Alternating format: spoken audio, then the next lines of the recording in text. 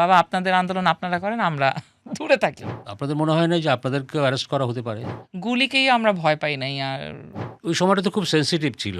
আমাদেরকে বেশ্যা নানান কিছু বলেছে। যে আপনারা চান নাই যে তারা সরকারে যান। একদম ডিজিএফআই ওখানেই উপস্থিত হয়েছিল। ওই ক্ষেত্রে কি আপনাদের কোনো ভূমিকা ছিল? এই দায়িত্ব অন্তর্বর্তী সরকারকে নিতেই হবে। শেষ পর্যন্ত তারা জামায়াত ইসলামের জোটে যুক্ত হয়েছে। এতে করে যেটা হচ্ছে বদনাম ছাড়া আর কিছু হয়নি ওদের লাভ। জুলাই গণঅভ্যুত্থানের দ্বিতীয় বর্ষপূর্তিতে আলাপের পডকাস্ট সিরিজের আজকের পর্বে আপনাদের সবাইকে স্বাগত জানাচ্ছি। সঙ্গে আছি আমি রেজওয়ানুল হক। এই আন্দোলনে বিভিন্ন শ্রেণী পেশার ধর্মের মানুষ যুক্ত হয়েছিলেন, সেটা আমরা সবাই জানি। তাদের মধ্যে একটি অংশ ছিল শিক্ষকেরা, এবং বিশেষ করে শিক্ষক নেটওয়ার্ক নামের যে একটি ফোরাম ছিল, তারা খুব সোচ্চার ছিলেন, সরব ছিলেন, সক্রিয় ছিলেন। তাদেরই একজন অধ্যাপক সামিনা লুৎফা, তিনি আজ আমাদের এই পর্বের অতিথি। আপনাকে স্বাগত জানাই এই আমাদের আজকের এই পর্বে। যেটা বলছিলাম যে সব শ্রেণী পেশার মানুষ যুক্ত হয়েছিল এখানে। যদি একেবারে সরাসরি প্রশ্ন করি বা জানতে চাই যে আপনি বা আপনারা কবে থেকে এই আন্দোলনে যুক্ত হলেন এবং কীভাবে যুক্ত হলেন? আন্দোলনটা তো আমি যেভাবে দেখি সেটা হচ্ছে যে আন্দোলনের ৩টা ফেজ আছে, ৩টা স্তরে এসেছে আন্দোলনটা। প্রথমত ৫ই জুনের পরে কোটা সংস্কার আন্দোলন যেটা সেটা শুরু হয়। পরবর্তীতে ওরা ১লা জুলাই থেকে এটাকে বৈষম্য বিরোধী ছাত্র আন্দোলনে নিয়ে যায়। বৈষম্য বিরোধী ছাত্র আন্দোলন হওয়ার পরেও আমরা অবজার্ভ করছিলাম। আমরা যুক্ত হইনি কারণ শুরুতে ওদের কোটা সংস্কারের যে প্রস্তাবগুলো ছিল সেখানে কিছু বিষয়ের সাথে আমরা একমত ছিলাম না। যেমন একেবারে নারী কোটা বাতিল করে দেয়া বা এই জাতীয় যে কতগুলো বিষয় ছিল সেখানে আমরা একমত ছিলাম না। আমরা সংস্কারের পক্ষেই ওদেরকে এর আগেও বলেছি ১৮ সালেও। তো ২৪-এ এসে আমরা ওয়েট করছিলাম যে দেখি কোন দিকে গড়ায়। কারণ আসলে তো এটা মোটামুটি ছাত্রদেরই একটা আন্দোলন ছিল। আর আমরা আরেকটা জিনিসকে একটু শঙ্কা বোধ করতাম, সেটা হচ্ছে আমরা কোনো আন্দোলনে গিয়ে সংহতি জানাতে গেলেই আবার এটাকে নানাভাবে ফ্রেম করা হতো যে আমরা উস্কাচ্ছি বা ইত্যাদি, ইত্যাদি। তো আমরা জাস্ট মানে দূরত্ব রেখেই দেখছিলাম কি হচ্ছে। যুক্ত হওয়ার ব্যাপারটা ঘটে আসলে ১৪ তারিখের পরে। কারণ যেহেতু ১৪ তারিখ রাতের ওই ঘটনায় ছাত্রীরা যখন বেরিয়ে আসে এবং তাদের পরদিন সকালে যে দুপুর থেকে তাদের উপর যে আক্রমণটা হয়, সেই আক্রমণের পরে আসলে আমাদের পক্ষে আর চুপ করে থাকা সম্ভব ছিল না। তখন থেকেই আমরা এমনিতে যে যার তো ফেসবুকে লেখালেখি ছিলই, কিন্তু মানে নেটওয়ার্ক হিসেবে আমরা সভা করি ১৫ তারিখ রাতে। নেটওয়ার্ক তো আগে থেকেই ছিল। নেটওয়ার্ক অনেক দিনের ২০১৪ সাল থেকে আমরা শুরু করেছিলাম। প্রথমে এটা পাবলিক বিশ্ববিদ্যালয়গুলোর শিক্ষকদেরই একটা লুজ নেটওয়ার্ক ছিল। পরবর্তীতে এটা আসলে প্রাইভেট বিশ্ববিদ্যালয়গুলোও যুক্ত হয়। ১৮'র যে কোটা বিরোধী আন্দোলন যখন আ আ নুরুল হক নূররা অনেক বেশি ওরা নিপীড়নের শিকার হয়েছিল, ওই সময় থেকেই আমাদেরকে বেশি দেখা গেছে। কিন্তু তারও আগে থেকে আমরা কাজ করেছি অন্যান্য বিষয় নিয়ে। ক্যাম্পাসের বিভিন্ন আ মানে সংকট, সমস্যা এগুলো মোকাবেলা নিয়ে অনেক দিন ধরে কাজ করছিলাম। তো ১৪ সালের পর থেকেই আসলে নেটওয়ার্ক আছে। কিন্তু ২৪-এ এসে যেটা হয়েছে সেটা হচ্ছে যে তখন আসলে আমরা আর কোনো কিছু চিন্তা করার সুযোগ ছিল না। কারণ ১৫ তারিখ রাতে আমরা মিটিং করি, ১৭ তারিখ আমরা সমাবেশ করব। এবং সেই মিটিংয়ের পরে তো ১৬ তারিখে সারা দেশে ৬ জন হত্যাকাণ্ডের শিকার হয়। আমাদের ৬ জন ছাত্র। তো বিভিন্ন বিশ্ববিদ্যালয়ের হলেও তো তারা ছাত্রই তো। তো সেই অর্থে আমাদের তখন আসলে আর ফেরার কোনো রাস্তাও ছিল না। ১৬ তারিখেও আমরা আসলে ডিএমসিতে ঢাকা ইউনিভার্সিটির ক্যাম্পাসের ভিতরে দৌড়াদৌড়ি করছিলাম ছাত্রদেরকে হেল্প করার জন্য। কারণ তারা তো তখনও গুলি খেয়ে আসছিল। জগন্নাথ এবং ঢাকা বিশ্ববিদ্যালয়ের ছাত্ররা ১৬ তারিখেও কিন্তু গুলি খেয়ে এসেছে এবং সেটা আমার নিজের চোখেই দেখা। আমি ওইদিন ওখানেই ছিলাম সন্ধ্যার পরে। তারপরে যেটা হয় যে ১৭ তারিখে আমরা আসলে মানে সত্যিকার অর্থে আপনি যদি বলেন যে কর্মসূচি হিসেবে ১৭ তারিখ সকালের যে অপরাজেয় বাংলার পাদদেশে যে শিক্ষকদের একটা সমাবেশ ছিল, এই সমাবেশটা হচ্ছে কর্মসূচি হিসেবে প্রথম এই বৈষম্যবিরোধী ছাত্র আন্দোলনের সাথে সংহতি জানিয়ে যুক্ত হওয়া। তো কখন আপনারা বুঝলেন যে এটার কোটা ইস্যুর আন্দোলনের মধ্যে সীমাবদ্ধ নাই, এটা অন্যদিকে টার্ন নিচ্ছে, মানে সরকার পতনের আন্দোলনের দিকে? সেটা বোধহয় আরো অনেক পরে। কারণ আমার কাছে মনে হয়েছে যে ১৮ তারিখে সারাদিনই আমরা বুঝে গেছিলাম যে আসলে এই সরকারের পক্ষে থাকা সম্ভব না, কারণ এত মানুষ হত্যা করা হয়ে গেছে ততক্ষণে। আর 18 তারিখ মনে হয়েছিল যে 18 তারিখেও কিন্তু আমরা একটা দিই, আমরা একটা প্রেস বিবৃতি দিয়েছিলাম। সেই বিবৃতিতে এই যে হত্যাকাণ্ডগুলোর বিরুদ্ধে অনেক শক্ত অবস্থানই ছিল। কিন্তু আমাদের তখন মনে হয়নি যে 18 তারিখেও মনে হয়নি যে এক্ষুনি পতন হয়ে যাবে। কিন্তু সরকার থাকতে পারবে না এটা আমাদের মনে হয়েছে। হাউএভার আমার মনে হয় যে যখন এই যে ইন্টারনেট শাটডাউন শেষ করে যখন আবার মানুষ ধীরে ধীরে বের হচ্ছে, কারফিউ ভাঙছে, এবং বিশেষ করে ধরেন 27-28 তারিখের দিকে কিন্তু বোঝা গেছে আমার কাছে মনে হয়। ডিবি থেকে যখন থেকে ছেড়ে দেয়, তারপর থেকে তো আসলে আরও বোঝা যাচ্ছিল যে নানা শ্রেণী পেশার মানুষ ঢুকে গেছে এটার ভেতরে। এখন আর এটাকে হয়তো করা যাবে না, আটকানো যাবে না। আর শিক্ষকদের মুখ থেকেই তো প্রথম মানে তাকে যেতে হবে এই কথা তো উচ্চারিত হয়েছে শিক্ষকদের মুখ থেকেই। এবং কাকতালীয় বলেন, যাই বলেন, সলিমুল্লাহ খান বা আনু মোহাম্মদ সবাই আমাদের নেটওয়ার্কেরই তো মেম্বার। সুতরাং ওই অর্থে যদি আমরা চিন্তা করি যে আমরা অনেক দিন ধরেই তো দেখছিলাম সেই সম্ভাবনা, কিন্তু এত মানুষ হত্যা করার পর একটা সরকার কীভাবে থাকে ওই বিচারে যদি আপনি বলেন, তাহলে হত্যাকাণ্ডগুলো হওয়ার পরেই এটা মনে হয়েছে যে সরকার আসলে থাকবে না। কবে যাবে সেই প্রশ্নটা ধরেন নিশ্চিত করে আপনি যদি আমাকে জিজ্ঞেস করেন আমি কবে বুঝতে পেরেছিলাম, সেটা আমার কাছে মনে হয়েছে 27-28 তারিখের দিকে আমার মনে হয়েছে যে আর থাকতে পারবে না। কিন্তু সেটা ঠিক কবে যাবে সেটা আমি নিশ্চিত বলতে পেরেছিলাম বোধহয় 2 তারিখে, মানে দ্রোহযাত্রার পরে আমি বলতে পেরেছি যে ও আচ্ছা, আর বোধহয় 3-4 দিন। তারপরে ওইরকমই হয়েছে যে 3-4 দিনেই গেছে। এই যে আপনাদের যে অ্যাক্টিভিটিস গুলো হয়েছে সেই সময় আপনি বলছিলেন যে প্রথম অপরাজেয় বাংলার পাদদেশে আপনাদের সমাবেশ, তারপরে বিশেষ করে ডিবি অফিসে যে 6 জন সমন্বয়ককে যে ধরে নিয়ে যাওয়া হয়েছিল, তখন সবচাইতে বেশি আপনাদের আওয়াজটা বেশি পাওয়া যাচ্ছিল এবং আপনারা ডিবি অফিসের সামনে অবস্থান নিয়েছিলেন যে যতক্ষণ পর্যন্ত না তাদের ছাড়া হবে ততক্ষণ পর্যন্ত আপনারা থাকবেন। তো ওই সময়টা তো খুব সেনসিটিভ ছিল এবং আবার অন্যদিকে সরকারের দিক থেকে বা ছাত্রলীগের দিক থেকেও নানা ধরনের অনেক বেশি অ্যাক্টিভ বা অনেক বেশি নানান ধরনের অ্যাকশন হচ্ছিল। তো আমাদের বিরুদ্ধে জিডিও হয়েছে তারপরে।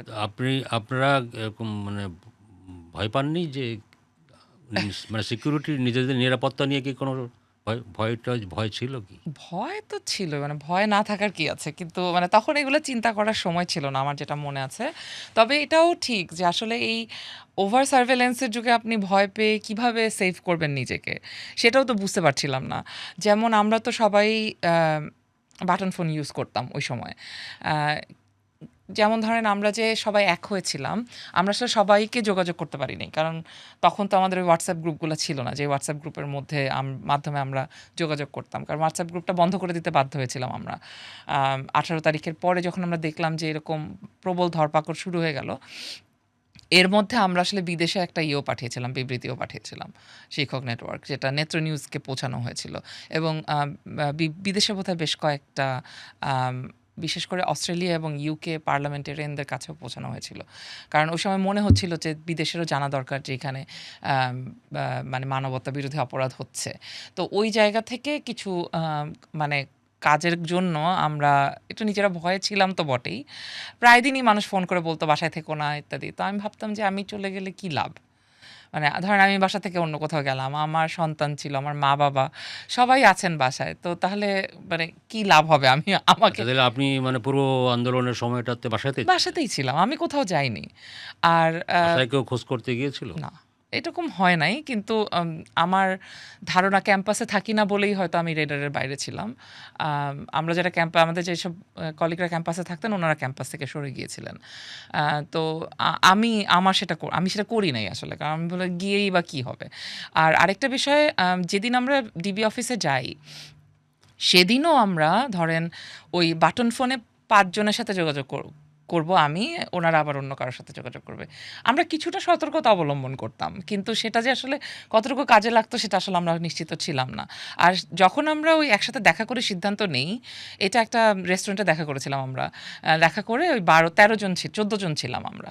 তো 14 জনের মধ্যে একজন চলে যায় আর একজন মানে যুক্ত হয় আর কি। কিন্তু ওই সময় আমরা সবাই ফোন বন্ধ করে ফোনগুলো সব বন্ধ করে একটা ব্যাগের মধ্যে দূরে রেখে আসছিলাম। আর আমার ধারণা এই কারণেই মানে একদম ডিজিএফআই ওখানেই উপস্থিত হয়েছিল, আমরাও বের হয়েছি, ডিজিএফআই উপস্থিত ওই রেস্টুরেন্ট থেকে? রেস্টুরেন্টে। কোথায় ছিল সেটা? ধানমন্ডিতে একটা মানে আমাদের পরিচিত একজনের একটা একটু মানে ছোটখাটো একটা জায়গা ওইখানে। তো পরে আমরা বুঝি যে আমরা যেহেতু সবাই ওইখানে এসে ফোন বন্ধ করেছি, ওইখানেই it actually led them towards us. কিন্তু বোধহয় ১০ মিনিটের জন্য আমরা মানে আমাদেরকে ওনারা মিস করেছেন। আমরা খুব দ্রুত সিদ্ধান্ত নিয়ে দ্রুত ওখান থেকে বের হয়ে গেছিলাম বিভিন্ন দিকে। বের হয়ে আমরা ডিবি অফিসে গিয়ে আবার সবাই একসাথে দেখা করি। এবং আমার মনে আছে যে আমরা কোনোভাবেই সব নিউজ পেপারকে খবর দিতাম না। এটাও একটা ইয়ের ব্যাপার ছিল। মানে আমরা এভাবে সতর্কতা অবলম্বন করতাম। কারণ আমাদের মনে হতো যে নিউজ পেপার বা মিডিয়া থেকেও খবর পুলিশের কাছে যায়। সেজন্য আমরা ২ বা ৩টা পত্রিকা অফিসে আমাদের ছাত্র যাদেরকে আমরা নিশ্চিত জানতাম তাদেরকে খবর দিয়ে আমরা চলে গেছিলাম। একটা ছিল 'প্রথম আলো', 'ডেইলি স্টার' আর বোধহয় 'নিউ এজ'। আচ্ছা, মিডিয়ার কথা বললেন না। মিডিয়ার মানুষ লোক হিসাবে আমারও মানে এক ধরনের, যেটা আপনি বললেন যে মানে মিডিয়ার ভিতরেও ইনফরমার ছিল এরকম। এরকম আমাদের মনে হতো। আমরা তো জানি না। কিন্তু আমাদের মনে হতো যে তবে মিডিয়া তো নানাভাবে আবার এই আন্দোলনে সহযোগিতা করেছে। হ্যাঁ, ডেফিনিটলি করেছে। কিন্তু ওই যে আমার কাছে আমাদের তখন একটা ইয়ে ছিল কি, আমরা চেষ্টা করতাম সারপ্রাইজ দিতে। মানে চমকে গেলে মানুষ অনেক সময় অনেক কিছু করে যেটা সে অনেক প্ল্যান করলে করতে পারে না বা করে না। তো ধরেন ডিবি অফিসে আমরা যেদিন যাই, সেদিন যে আমরা যাবো এটার জন্য ওনাদের কোনো প্রস্তুতি ছিল না।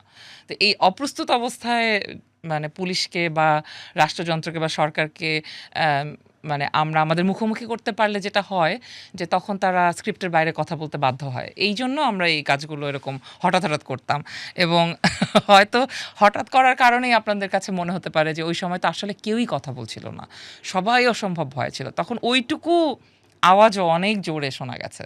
কারণ তখন তো যেহেতু অন্য সকলেই চুপ করেছিলেন সেইজন্য। ডিবি অফিসের কথা আপনি কয়েকবারই বললেন এবং এটা আসলেও একটা বড় ঘটনা ছিল।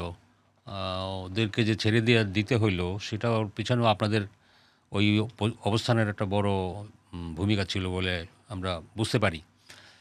তো যখন আপনারা ওখানে গিয়ে দাঁড়ালেন, তো আপনাদের মনে হয় না যে আপনাদেরকেও অ্যারেস্ট করা হতে পারে? তা তো সবসময় মনে হয়েছে। সেটা আমাদের কখনোই মানে মাথা থেকে বের হয়ে যায়নি। তবে আমার কাছে মনে হয় যে আমরা যেহেতু সবসময় মনে করেছি যে শিক্ষার্থীদের পাশে দাঁড়ানো আমাদের একটা মানে আমাদের কাজেরই অংশ। এটার মধ্যে আলাদা কিছু নাই। এবং শিক্ষার্থীদেরকে নিপীড়ন করা হলে তাদের পাশে গিয়ে দাঁড়াতে হয়। এটাই আমাদের শিক্ষা। তো তার ফলে যেটা হয়েছে, ওরা কোন রাজনীতি করে সেগুলো আমাদের কখনো আমাদেরকে বদার করে না। আমরা জানিও না ওরা কি রাজনীতি করে। কিন্তু আমাদের মনে হয়েছে এটা করা জরুরি। এখন এটার বিরুদ্ধে প্রতিবাদ করতে হবে, তাই আমরা প্রতিবাদ করেছি। ধরে নিয়ে গেলে তো ধরে নিয়ে যেতেই পারত। সেটা তো সবসময়ই ছিল। ধরেন ২০১৪ সালেও তো আমাকে পুলিশ রাস্তায় পিটিয়েছে, জানার পরেও যে আমি বিশ্ববিদ্যালয়ের শিক্ষক। কারণ আমি তোবা গার্মেন্টসের আন্দোলনের ইয়ে করতে গিয়েছিলাম, ওদের শ্রমিকদের সাথে ছিলাম সেইজন্য। তো এই জিনিসগুলো তো আসলে আমাদের অত বেশি মানে আমি জানি না এই ভয় আমাদের অন্তত যে ১২ জন আমরা ওখানে উপস্থিত ছিলাম তাদের ছিল না। আমি রিসেন্টলি একটা কাজ করছিলাম একাডেমিক ফ্রিডম সম্পর্কে, যে সমস্ত শিক্ষকরা এ ধরনের প্রতিবাদী কাজে যুক্ত থাকেন তারা কি ভাবেন? তাদের কেন ভয় লাগে না? তো তারা সবাই বলেছে তাদের সবারই ভয় লাগে। কিন্তু তারা ভাবেন যে অন্তত তাদের তো একটা আ এতদিনের যে এক্সপেরিয়েন্স, এতদিনের নেটওয়ার্ক যে তারা যে করেন, তারা যে এই ধরনের প্রতিবাদী কাজ করেন, তাদের তো কিছু লোক তো আছে যারা এই কথা তাদের বিরুদ্ধে কিছু হলে এট লিস্ট কথা বলবে। আপনি এই বলছিলেন যে ১৪ সালের কথা। হুম, হুম। একটা গার্মেন্টসের মুভমেন্টে আপনি ইনভলভ ছিলেন। হ্যাঁ, হ্যাঁ। আপনি কি এরকম মানে বরাবরই এরকম প্রতিবাদী? অনেকদিন ধরেই এরকম। কিন্তু যেটা হয় যে বিশেষ করে শিক্ষক নেটওয়ার্কের সাথে তো আমি একদম ১ম থেকেই আছি ১৪ সাল থেকে। তো আমি সবসময় আসলে একটু পিছনে থাকি। মানে এই অর্গানাইজেশনের কাজগুলো আমার মানে আমি করে থাকি। সাধারণত আমি কখনো বক্তৃতাও দিতাম না। এগুলোর জন্য আলাদা মানে সিনিয়ররা বক্তৃতা দিতেন। আমি হচ্ছে পিছন থেকে মানে এই ব্যানার লিখবে কে, মাইক আনবে কে, এইসবের মধ্যে হচ্ছে আমি ছিলাম সবসময়। কিন্তু কিভাবে যেন আরকি জুলাইয়ে এসে এটা মানে আর ওইখানে থাকে নাই আরকি। সামহাউ আমি বাইরে বের হয়ে গেছি আরকি। তার ফলে একটু আমার অসুবিধা হয়েছে। কারণ আমি সাধারণত একটু লো কি মেইনটেইন করতে চেষ্টা করতাম আগে। কারণ সোশিওলজিস্ট তো সমাজবিজ্ঞানীদেরকে অনেক বেশি মানুষের সাথে মিশতে হয়। তো মানুষ চিনে ফেললে একটু ঝামেলা। আমি এরকম হয়েছি কবে থেকে? ২০০০ সাল থেকে। 26 বছর ধরে আমি রাস্তায় অ্যাক্টিভিজমের সাথে যুক্ত আছি নানানভাবে। তো সেটা তো একটা প্রভাব আছেই। মানে এইসব করতে করতেও কিন্তু মানুষ অনেক কিছু শেখে যে কি করে ধরেন কখন কিভাবে প্রেসের কাছে রিচ করতে হবে। এবং সেটার ফলে অনেক দিন ধরে করতে থাকার ফলে প্রেসে মানুষের সাথে পরিচয়ও আছে হয়তো কিছু ক্ষেত্রে, ছাত্ররাও আছেন। এইসব এক ধরনের আমি বলব ইনফর্মাল ক্যাপিটাল তৈরি হয় যেই ক্যাপিটালটাও কাজ করে নিশ্চয়ই। তো এই ৬ সমন্বয়ককে গ্রেপ্তার, ডিবি অফিসে নিয়ে যাওয়া বা এর মধ্যে তো আরও নানান ধরনের আন্দোলনের উত্থান পতন হয়েছে।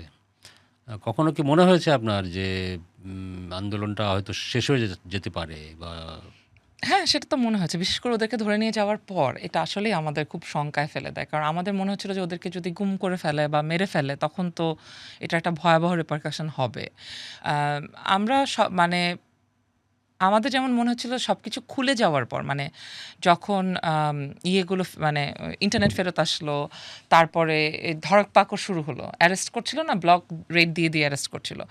তখন মনে হচ্ছিল যে শেখ হাসিনা হয়তোবা আবার এই পুরো জিনিসটাকে ক্রাশ করে ফেলতে পারবে।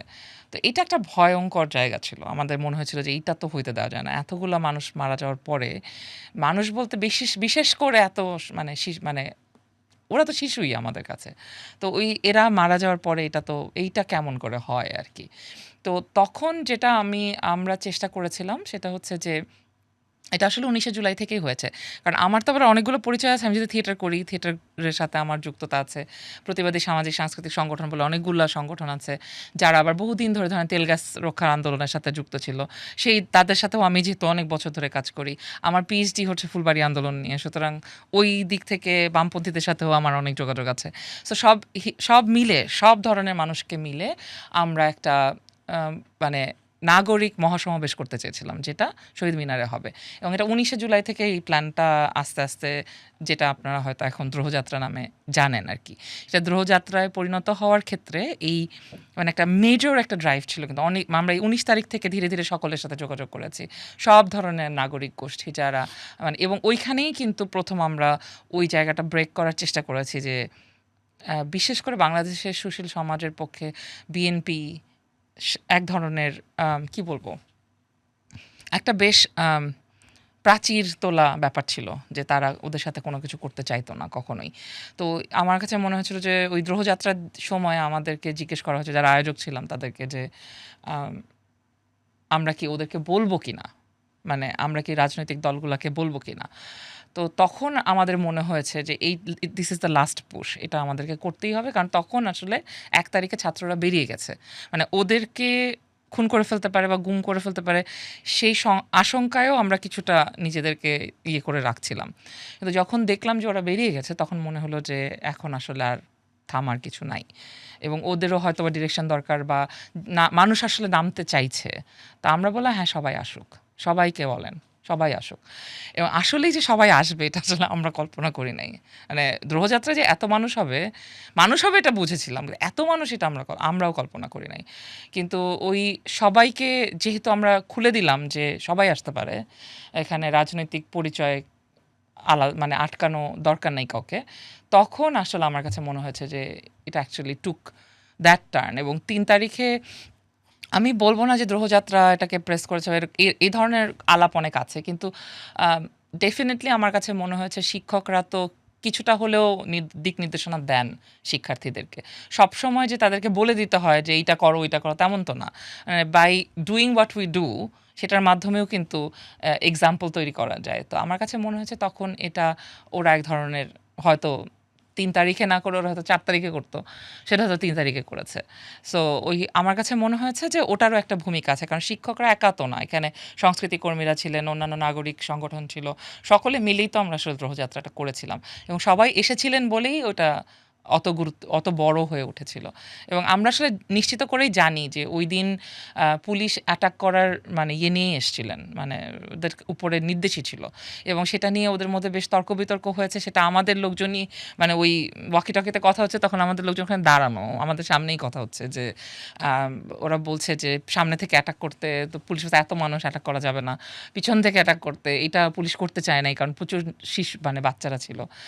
আমিও তো আমার মেয়েকে নিয়ে আসছিলাম। সো মানে এই যে প্রচুর শিশু কিশোররা ছিল, তরুণরা ছিল এবং এত মানুষ ছিল যে পুলিশও শেষ পর্যন্ত সাহস পায় নাই অ্যাটাকটা করতে।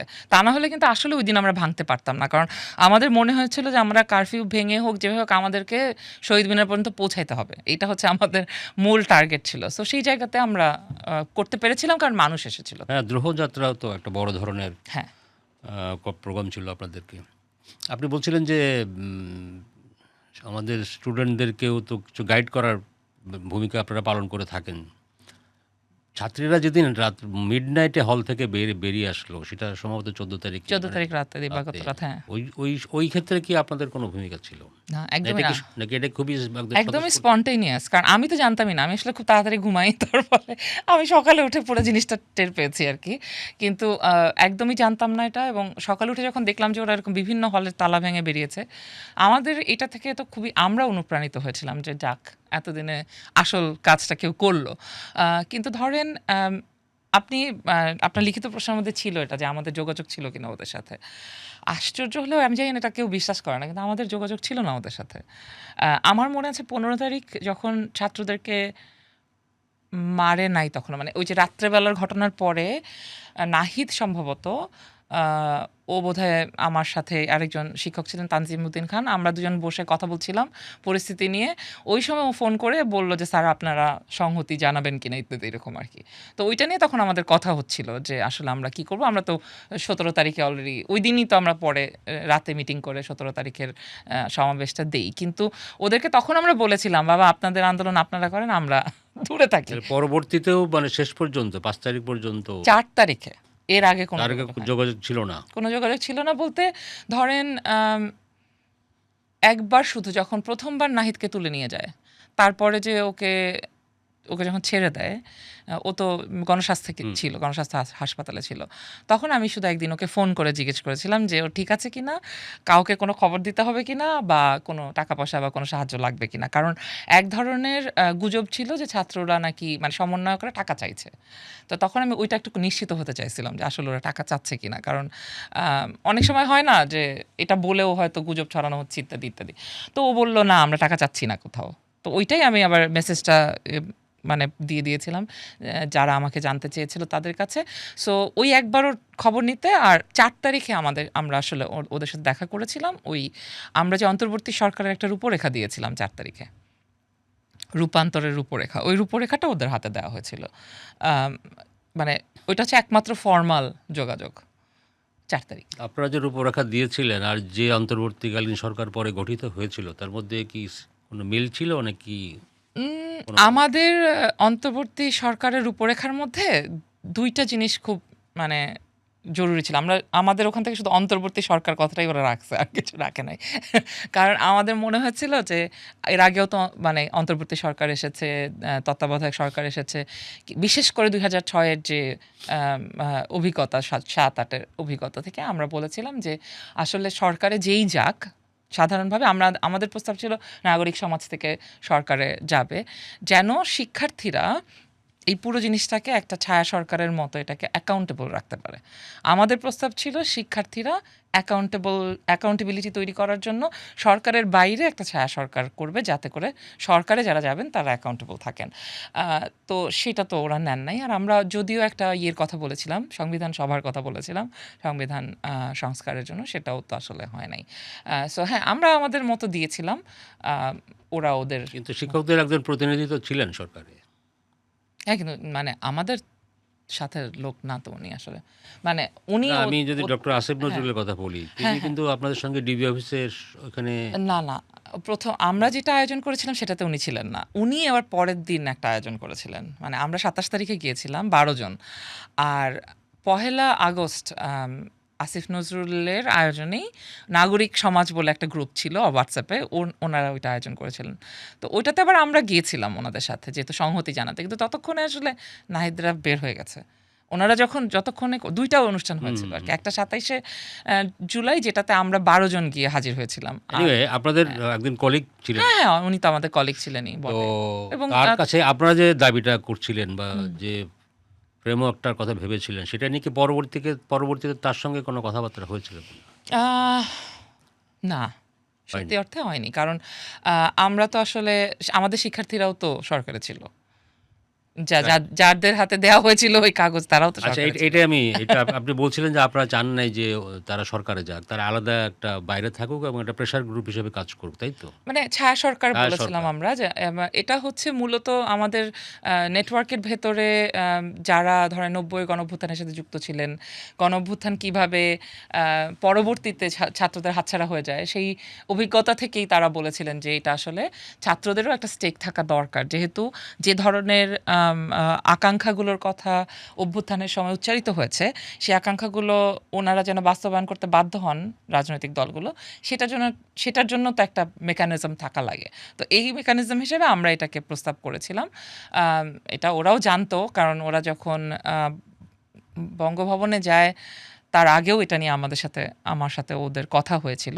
আর বঙ্গভবনে যখন গিয়েছিল তখন তো তানজিম ভাইও ওদের সাথে তানজিম গিয়েছিলেন। সাহেবকে হ্যাঁ, দেখেছিলাম গাড়ির হুম, মধ্যে। উনি গিয়েছিলেন। উনি কি উনি তো আপনাদের হ্যাঁ, রিপ্রেজেন্টেটিভ। হ্যাঁ, হ্যাঁ, উনি উনি কি আমার চেষ্টা করছিলেন যে ছাত্ররা যেন সরকারে না যায়? সেরকম তখন আম ঠিক তা না। ওটা ছাত্ররা আসলে চেয়েছিল যে ওরা সরকারে যেতে চায়। আমি ওদেরকে কিছুক্ষণ ডিসিয়েট করেছিলাম। তো আমি বলেছিলাম যে এটা ঠিক হবে না। এখন এটা তো আসলে ওই মুহূর্তে না সময়টা খুব কম ছিল। আর এত কিছু ঘটছিল চারিদিকে। আর সবচেয়ে ইন্টারেস্টিং হচ্ছে আমি বলেছি যে আমি তো আসলে আ শারীরিকভাবে আমার কিছু সমস্যা আছে, যেহেতু আমার একটা বড় শারীরিক অসুবিধা আছে। তো সেই কারণে আমি দ্রুত বাসায় যেতে হয় আরকি আমাকে সবসময়ই। আম তো আমি ওরা যখন বলল যে আপনাকে যেতে হবে, আমি বলছি যে বাবা অনেক রাত হয়ে যাবে। আমি ওই টেনশনে আমি আর বঙ্গভবনে যাইনি। প্লাস যেই বিষয়গুলো নিয়ে আলোচনা হচ্ছিল, ধরেন আম আমাদের কখনোই তো কোনো কিছু চাওয়া ছিল না। আমাদের চাওয়া ছিল যে দেশটা আরেকটু ভালো থাকবে। আ আমাদের চাওয়া ছিল ওরা যে সমস্ত আকাঙ্ক্ষার কথা বলেছে অভ্যুত্থানের সময়, লিখেছে অভ্যুত্থানের দেয়ালে, দেয়ালে সেগুলো আ কাছাকাছি আমরা কোথাও যাবো বা যাওয়ার চেষ্টা করব। এখানে তো আমাদের চাওয়ার কিছু নাই। আমরা কোথাও যেতে চাইনি, কিচ্ছু হতে চাইনি। আমরা আমাদের ক্লাসরুমেই থাকতে চেয়েছি। সো ওই অর্থে আমার কাছে মনে হয়েছিল যে যেসব বিষয় নিয়ে কথা হচ্ছিল এগুলো খুবই আমার মানে এক্সপার্ট এরিয়ার বাইরে। আন্দোলন অভ্যুত্থান হচ্ছে আমার পিএইচডির বিষয়। সো আমি এগুলো বুঝি। তারপরের অংশ সরকার গঠন, যাদের নাম আলোচিত হচ্ছিল তাদেরকে আমি চিনিও না। তাহলে ওখানে আমার আসলে খুব কোনো ইনপুট না দেওয়ারও নাই। আপনি তাদের বাকিদের কথা আমি একদিকে রাখছি। আপনি ছাত্রদের কথা বলছিলেন। হুম, হুম। তাহলে কি আপনাদের বা আপনার কি মনে হয় এখনো যে ওই সিদ্ধান্তটা ছাত্রদের সরকারে যাওয়ার সিদ্ধান্তটা ঠিক ছিল না? ঠিক ছিল না বলেই আমি মনে করি। আমার মনে হয় যে ওরা যে ওরা যদি ছায়া সরকারের তৈরি করত, এবং আমরা ওদেরকে সেটার ফরম্যাটও দিয়েছিলাম যে কি করে এটা সম্ভব। আম তো ওরা আমাকে জিজ্ঞেস করল, আমার মনে আছে যে, "তাহলে তো এগুলো তো আপনারা সারাদিনই করেন।" আমি বলছি যে, "হ্যাঁ, কিন্তু সেটা তো ইনফর্মালি করি। মানে এটাকে কারণ এখন you have got a window of opportunity, যে অপরচুনিটিটা ব্যবহার করা উচিত দেশের জন্য।" কিন্তু দুঃখজনক হলেও সত্যি সেটা তারা করতে পারে নাই। কিন্তু ওরা যুক্তি দিয়েছিল যে তারা যদি সরকারের ভেতরে না থাকে তাহলে হয়তো তারা যা করতে চায় হুম। সেটা বাইরে থেকে করা ডিফিকাল্ট। হ্যাঁ, এইজন্য সেটা আমাদেরকেও সেই যুক্তিই ওরা দিয়েছিল। কিন্তু আমি এই যুক্তিতে কনভিন্স ছিলাম না, এখনো আমি কনভিন্স না। এবং আমার মনে হয় যে ওরা যেই রাজনৈতিক দলটা করল, রাজনৈতিক দলটা করতে কিন্তু নাহিদকে সরকার থেকে বের হয়ে আসতেই হলো। তার মানে আসলে রাজনৈতিক দলটা করা জরুরি ছিল, এবং সেই রাজনৈতিক দলটা করতে পারতো ওরা আরো ভালোভাবে যদি ওরা সরকারের বাইরে থাকতো। এটা আমার ব্যক্তিগত মতামত। কিন্তু ওরা বলতেই পারে। এতে করে যেটা হচ্ছে বদনাম ছাড়া আর কিছু হয়নি ওদের লাভ। নাহিদদের রাজনৈতিক দল করার কথা আপনি বললেন। আ সেটা হয়েছে এনসিপি। হুম, পরে এনসিপি নির্বাচনের আগে নানান ধরনের অ্যাক্টিভিটিস ছিল। তারা কিভাবে কোন ফরম্যাটে ইলেকশনে পার্টিসিপেট করবে। শেষ পর্যন্ত তারা জামায়াত ইসলামের জোটে যুক্ত হয়েছে। হুম, আ এবং সেটারও পক্ষে যে বক্তব্যটা তারা তখন দিয়েছে যে আমাদের আসলে সংসদে থাকতে হবে। হুম, যেভাবে তারা সরকারে ছিল সেই একইভাবে সংসদেও তাদের থাকতে হবে। হুম। যাতে তারা তাদের যে আকাঙ্ক্ষা সেটা বাস্তবায়নের জন্য মানে ভেতরে থেকে রোলটা প্লে করতে পারে। আপনার দৃষ্টিতে এই সিদ্ধান্তটা কি কেমন মনে হয়েছে? ধরেন আমি এই জায়গা থেকে বলি, যখন ওরা সরকারে যায় তখন ওরা এটাই তো বলেছিল যে জুলাইয়ের যে আকাঙ্ক্ষা তার মধ্যে ধরেন একদম বেসিক একটা জিনিস, জুলাইয়ে নিহতদের এবং আহতদের পুনর্বাসন, নিহতদের পরিবারের পুনর্বাসন এবং তাদেরকে সত্যিকার অর্থে বিচার করা, এই অ্যাট্রসিটিগুলোর, সেই জায়গায় তো আমরা আসলে ওদের কোনো, ওইখানেই তো আমরা দেখি নাই যে ওরা কিছু করতে পেরেছে। সরকারে থেকে করতে পারেনি, সংসদে থেকে কি করতে পারবে? সুতরাং তার চাইতে গুরুত্বপূর্ণ চেষ্টা তো ছিল, ছিল, চেষ্টা, তাদের ভয়েসটা তো তারা সবসময় রেইজ জারি রেখেছে। করেছে। কিন্তু আমি আমি ওই জায়গায় ডিফার করি যে আমার কাছে মনে হচ্ছে ওরা অনেক বেশি ক্ষমতামুখী ছিল। ওরা যেই আম মানে যেভাবে যেই আদর্শ ওরা বলেছে যে ওরা সেই আদর্শ নিয়ে এগোচ্ছে, সেইটার জায়গায় ওরা এক জায়গায় ছিল না। অনেক বেশি ক্ষমতামুখী ছিল এবং ধরেন বেসিক জায়গাগুলো ওরা কিছু করতে পারে নাই। এবং এই বেসিক জায়গাগুলো যেহেতু করতে পারে নাই, সেই কারণে আমার কাছে মনে হয় যে সংগঠনকে গড়ে তোলার ক্ষেত্রে ওদের আরও মনোযোগ দেওয়া উচিত ছিল। কারণ হাজার হাজার তরুণরা রাস্তায় নেমে এসেছিল, তারা অবভিয়াসলি তারা ফেরত গেছে তাদের নিজেদের কাজে। কিন্তু যারা আসলে নিজেদের কাছে ফেরত যেতে পারছে না, আহতরা, তাদের ক্ষেত্রে একটা মানে সলিউশন বের করা, এটা কিন্তু একদম অসম্ভব কিছু ছিল না। কিন্তু সেই সলিউশনটা ওরা সরকারে বসে করতে পারে নাই। কিন্তু যেটার জন্য আমরা পরিবর্তন চেয়েছিলাম, সেই পরিবর্তনের জায়গাটা আমলাতন্ত্রই বলেন, যাই বলেন, এখন আপনি দোষারোপ করতে পারেন, কিন্তু আল্টিমেটলি সেই দোষারোপ তো আমরা যে কোনো সরকারকেই তাহলে করব, তাই না? যে ও সেই দোষারোপ করার সময় সরকার তো সেভাবে সেফলি পার হয়ে যাবে যে আমি তো আমলাতন্ত্রের জন্য কিছু করতে পারিনি। তাহলে এই জায়গাতে একটা উইন্ডো অফ অপরচুনিটি তৈরি হয়েছিল। আমার কাছে মনে হয়েছে যে সেই উইন্ডো অফ অপরচুনিটিটাকে ওরা ক্লোজ করে ফেলেছে। ওরা দলীয় স্বার্থ হতে পারে, ব্যক্তি স্বার্থ হতে পারে, কিন্তু এটা আসলে ঠিক মানুষের স্বার্থ ছিল না।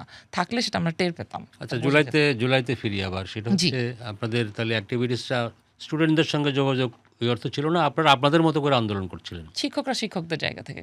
তো তখন ইউনিভার্সিটি অ্যাডমিনিস্ট্রেশনের পক্ষ থেকে কীরকম আপনাদের এই অ্যাক্টিভিটিসের ব্যাপারে সহযোগিতা অথবা অসহযোগিতা অথবা বাধা, কি সহযোগিতা এক্সপেরিয়েন্স ছিল? করার তো কোনো প্রশ্নই নাই। ওনারা সহযোগিতা কেন করবেন? ওরা সারা জীবন আমাদেরকে অসহযোগিতাই করে এসছেন। কারণ আমরা তো যেকোনো অন্যায়ের বিরুদ্ধে দাঁড়াই। সুতরাং সে কারণে ধরেন আমাদের নেটওয়ার্কের মেম্বারদের বিভিন্ন ধরেন একেবারে ছোট, ছোট বিষয়ে ছুটি না দেয়া, প্রমোশন না দেয়া, এগুলো করে ওনারা সবসময় আমাদেরকে আটকাতে চাইতেন। এখন সেখানে জুলাইয়ে এসে ওনারা আমাদেরকে সাহায্য করার তো প্রশ্নই ওঠে না। ১৭ই জুলাই আমরা কিন্তু সরাসরি ইয়ের কাছে গিয়েছিলাম, ভিসির কাছে গিয়েছিলাম ওনার বাসায় দেখা করতে, যে যাতে উনি অন্তত ছাত্র যেহেতু বন্ধ করে দিচ্ছেন ইউনিভার্সিটি, ছাত্ররা যেন যখন বের হওয়ার ব্যবস্থাটা যখন করবেন তখন যেন সন্ধ্যায় না হয়, এটা আমরা বলেছিলাম, যেন ছাত্ররা সেফলি বাড়ির দিকে যেতে পারে এবং তাদেরকে যেন কেউ মারধর না করে ইত্যাদি এসব বলতে আমরা গেছিলাম। এবং প্রথমে তো দরজাই খুলতে চায় না, তারপরে হচ্ছে অনেক বকাবকি দিয়ে তারপর দরজা খুলে আমরা ঢুকলাম। ঢোকার পরে উনি আমাদের সাথে দেখা করেননি, এবং দেখা করলেন হচ্ছে প্রক্টর এবং প্রক্টোরিয়াল টিম। তাদের সাথে অলমোস্ট বিরাট বাকবিতণ্ডাই হলো আমাদের, কারণ তারা অনেক তাদের দিক থেকে তাদের ওই বয়ান তারা দিতে থাকলেন এবং আমরা বললাম যে আপনাদের এটা করা উচিত না এবং কি কি করা উচিত সেটা নিয়ে আমরা তাদেরকে জানালাম, তারপর ফেরত আসলাম। তারপরে তো আমরা দেখলামই ওনারা কি করলেন ছাত্রদের সাথে। সো এগুলো নিয়ে কোনোভাবেই আমাদের সাথে কোনো সহযোগিতার কোনো প্রশ্নই আসে না। বরং এই যে ডিবি অফিসের ঘটনাটা আপনি বললেন, ডিবি অফিসে আমরা যেদিন গেলাম ২৭ তারিখ, ২৮ তারিখ আমি সকালে ঘুম থেকে উঠলাম হচ্ছে একজন সংবাদকর্মীর ফোনে, যিনি আমাকে বললেন আপনাদের নামে তো জিডি হয়েছে, আপনি কি জানেন? তা আমি তো আকাশ থেকে পড়েছি যে আমরা কি করেছি যার জন্য জিডি হতে পারে? কে করেছে? আপনার একজন কলিগ, আমার একজন সহকর্মী, আমার এবং গীতিয়ারা নাসরিন আপা এবং আরেকজন নাট্যকর্মী, এখন উনি রাজনীতিও করেন বোধহয়। এদের ৩ জনের নামে উনি জিডি করেছেন। কেন? আমরা নাকি ফেসবুকে কি আলাপ করেছি তাতে উনার প্রাণ সংশয় হয়েছে ইত্যাদি। এখন বিশ্ববিদ্যালয়ের একজন শিক্ষক বিশ্ববিদ্যালয়ের আরও ২ জন শিক্ষকের বিরুদ্ধে যখন জিডি করতে যান শাহবাগ থানায়, এর এই জিডিটা নেয়ার আগে শাহবাগ থানার অফিসার ইনচার্জ অবশ্যই বিশ্ববিদ্যালয়ের ভিসিকে ফোন করবেন এবং করেছেন, এবং সেখান থেকে সম্মতি নিয়েই এই জিডিটা করা হয়েছে। আমাদের দুজনের কারণে ওনার প্রাণ সংশয় হয়েছে। আপনি বলছেন আমাদের প্রাণ সংশয়ের কথা, উনি বলছেন আমাদের দুজনের কারণে ওনার প্রাণ সংশয় হয়েছে। এটা তো নিশ্চয়ই আপনাদেরকে একটা আপনাদের প্রেশার, pressure তৈরি অবশ্যই করে। এটা প্রেশার। সো এই প্রেশারটা কিন্তু একেবারেই ভিসি অফিস থেকে ইনস্ট্রাক্টেড প্রেশার। সো এগুলো করেছেন ওনারা। তারপরে আমরা আবার গিয়ে সমাবেশ করেছি এই আরকি। এখন ওই সময়ে তো ধরেন আপনার হয়তো মনে আছে আমার একটা ভিডিও ভাইরাল হয়েছিল। এটা হচ্ছে ১লা আগস্ট আমাদের একটা সমাবেশ ছিল ওই অপরাজয় বাংলাতেই। তখন একটু, একটু করে টিচাররা বের হচ্ছে। তখন ওই যে ঢুকতে দিবে না টিচারদেরকে, অন্য বিশ্ববিদ্যালয়ের শিক্ষকদেরকে ঢুকতে দিচ্ছে না। তো আমি আর আসিফ গিয়ে অন্য বিশ্ববিদ্যালয়ের শিক্ষকদেরকে নিয়ে আসছি। তো তখন এসে আমার সাথে হচ্ছে প্রক্টোরিয়াল টিমের ঝগড়া লাগলো। তারা বলতে চায় যে অন্য বিশ্ববিদ্যালয়ে কেউ ঢুকতে পারবে না। তো তখন আমি ওদের সাথে তর্ক করছিলাম এটা নিয়ে। মানে এই যে নানাভাবে বাধা দেওয়ার চেষ্টা করেছে বটে, কিন্তু এটা খুব একটা কাজে লাগে নাই। কারণ আমি বলব যে মানে গুলিকেই আমরা ভয় পাই নাই, আর মানে এটা তো ভয় পাওয়ার কিছু ছিলও না। সো আর আপনি যেটা বলছিলেন যে ভয়ের কথা আগেও বলেছেন, মানে ওখানে মানে একটা জিনিস বলা দরকার। আসলে সেরকম কিছু তো চাই নাই। সেই জন্যই মনে হয় ভয় লাগে নাই। আছে না যে এ এই এই অভ্যুত্থানে অংশ নেওয়ার কারণ হচ্ছে আমার শিক্ষার্থীদেরকে হত্যা করা হচ্ছে। আমাদের শিক্ষার্থীদেরকে নিপীড়ন করা হচ্ছে। এর বিরুদ্ধে প্রতিবাদ করেছি। বিনিময়ে কিছু তো চাইনি। বিনিময়ে যদি চাওয়া থাকতো, ষড়যন্ত্র করা লাগতো তাহলে একটা কথা ছিল। তাহলে ভয় পাওয়ার কারণ আছে। ভয় না পাওয়ার এটা হচ্ছে অন্যতম কারণ যে আমরা তো নিজেদের জন্য কিছু করিনি। তো আপনারা যেটা করছিলেন সেটার যাতে সফল হয় সেই চেষ্টাটা তো অবশ্যই ছিল। তো আপনি অবশ্যই, বলছিলেন যে স্টুডেন্ট লিডারদের সাথে আপনাদের ওই সময় যোগাযোগ ওই অর্থে সেরকম ছিল না। বাট অন্য যারা আরও অনেক পেশাজীবীরা ছিলেন অবশ্যই। তাদের সাথে যোগাযোগ ছিল। তাদের সাথে ছিল, অব বা ধরেন আপনি বলেছিলেন যে আপনি বাইরের দুনিয়াতেও আপনারা খবরগুলি পৌঁছানোর চেষ্টা করছিলেন। তো তাদের যারা এখানের প্রতিনিধি ছিলেন, ঢাকার বিভিন্ন দূতাবাস, তাদের তো অনেক ধরনের রোল হয়তো ছিল ওইখানে। আচ্ছা। ওই ধরনের কোনো যোগাযোগ কি ছিল দূতাবাসের সাথে কোনো যোগাযোগ ছিল না। দূতাবাসদের কথা আমাদের মাথায়ও আসে নাই। মানে টু বি অনেস্ট আমাদের সবসময় মনে হয়েছে যে আমাদের যা করার সামনে করতে হবে। কারণ আমরা তো আসলে অ্যাক্টিভিস্ট। আমরা তো ওই অর্থে ওই যে দূতাবাসের সাথে যোগাযোগ করে যেসব ঘটানো হয় সেগুলোর মধ্যে আমরা কখনো ছিলাম না। তো আমরা যেটা করেছিলাম, আমাদেরই একজন যেহেতু আমরা একটা নেটওয়ার্ক, সো বিশ্ববিদ্যালয়ের শিক্ষক উনি যদি বাংলাদেশী হন, পৃথিবীর যেকোনো বিশ্ববিদ্যালয়ের শিক্ষকই আমাদের সাথে যুক্ত হতে পারেন। তো আমাদের একজন শিক্ষক ওয়াশিংটন ডিসিতে একটা বিশ্ববিদ্যালয়ে পড়ছেন। ওনার মাধ্যমে আমরা বাইরে গিয়েছিলাম। কিন্তু মূলত নেত্র নিউজ কিংবা এই জাতীয় নিউজ পোর্টালের কাছে আমরা বিবৃতি হিসেবে মানে ফরমাল জিনিস পাঠিয়েছি। কোনো ধরনের এইসব যোগাযোগে আমরা ছিলাম না। তবে পেশাজীবীদের গ্রুপ ছিল, যেমন বিক্ষুব্ধ নাগরিক সমাজ বলে একটা ছিল, যেটা আসিফ ভাই, রিজওয়ানা আপা, আদিল ভাই, ওনারা সবাই ছিলেন। তারপরে ধরেন আমাদের একটা বিশাল মানে কি বলবো ইমেল লিস্ট আছে, যেখানে আমরা আওয়ামী লীগ আমলেও বিভিন্ন যে বিবৃতি দিতাম, নাগরিক বিবৃতি, সেগুলোর একটা বিশাল ইমেল লিস্ট আছে। ওই ইমেল লিস্টের প্রত্যেকের সাথে যোগাযোগ করা, কিংবা ধরেন থিয়েটারের লোকজনের একটা বিক্ষুব্ধ থিয়েটার কর্মী, তারপরে ৩১টা প্রতিবাদী সামাজিক সাংস্কৃতিক সংগঠন একটা ধরেন যারা মূলত একটু লেফট লিনিং, তারপরে যে ছাত্র জোট, কিংবা আরও ধরেন বিক্ষুব্ধ নারী সমাজ, যেখানে ফরিদা আপা, শারমিন আপা ওনারা ছিলেন।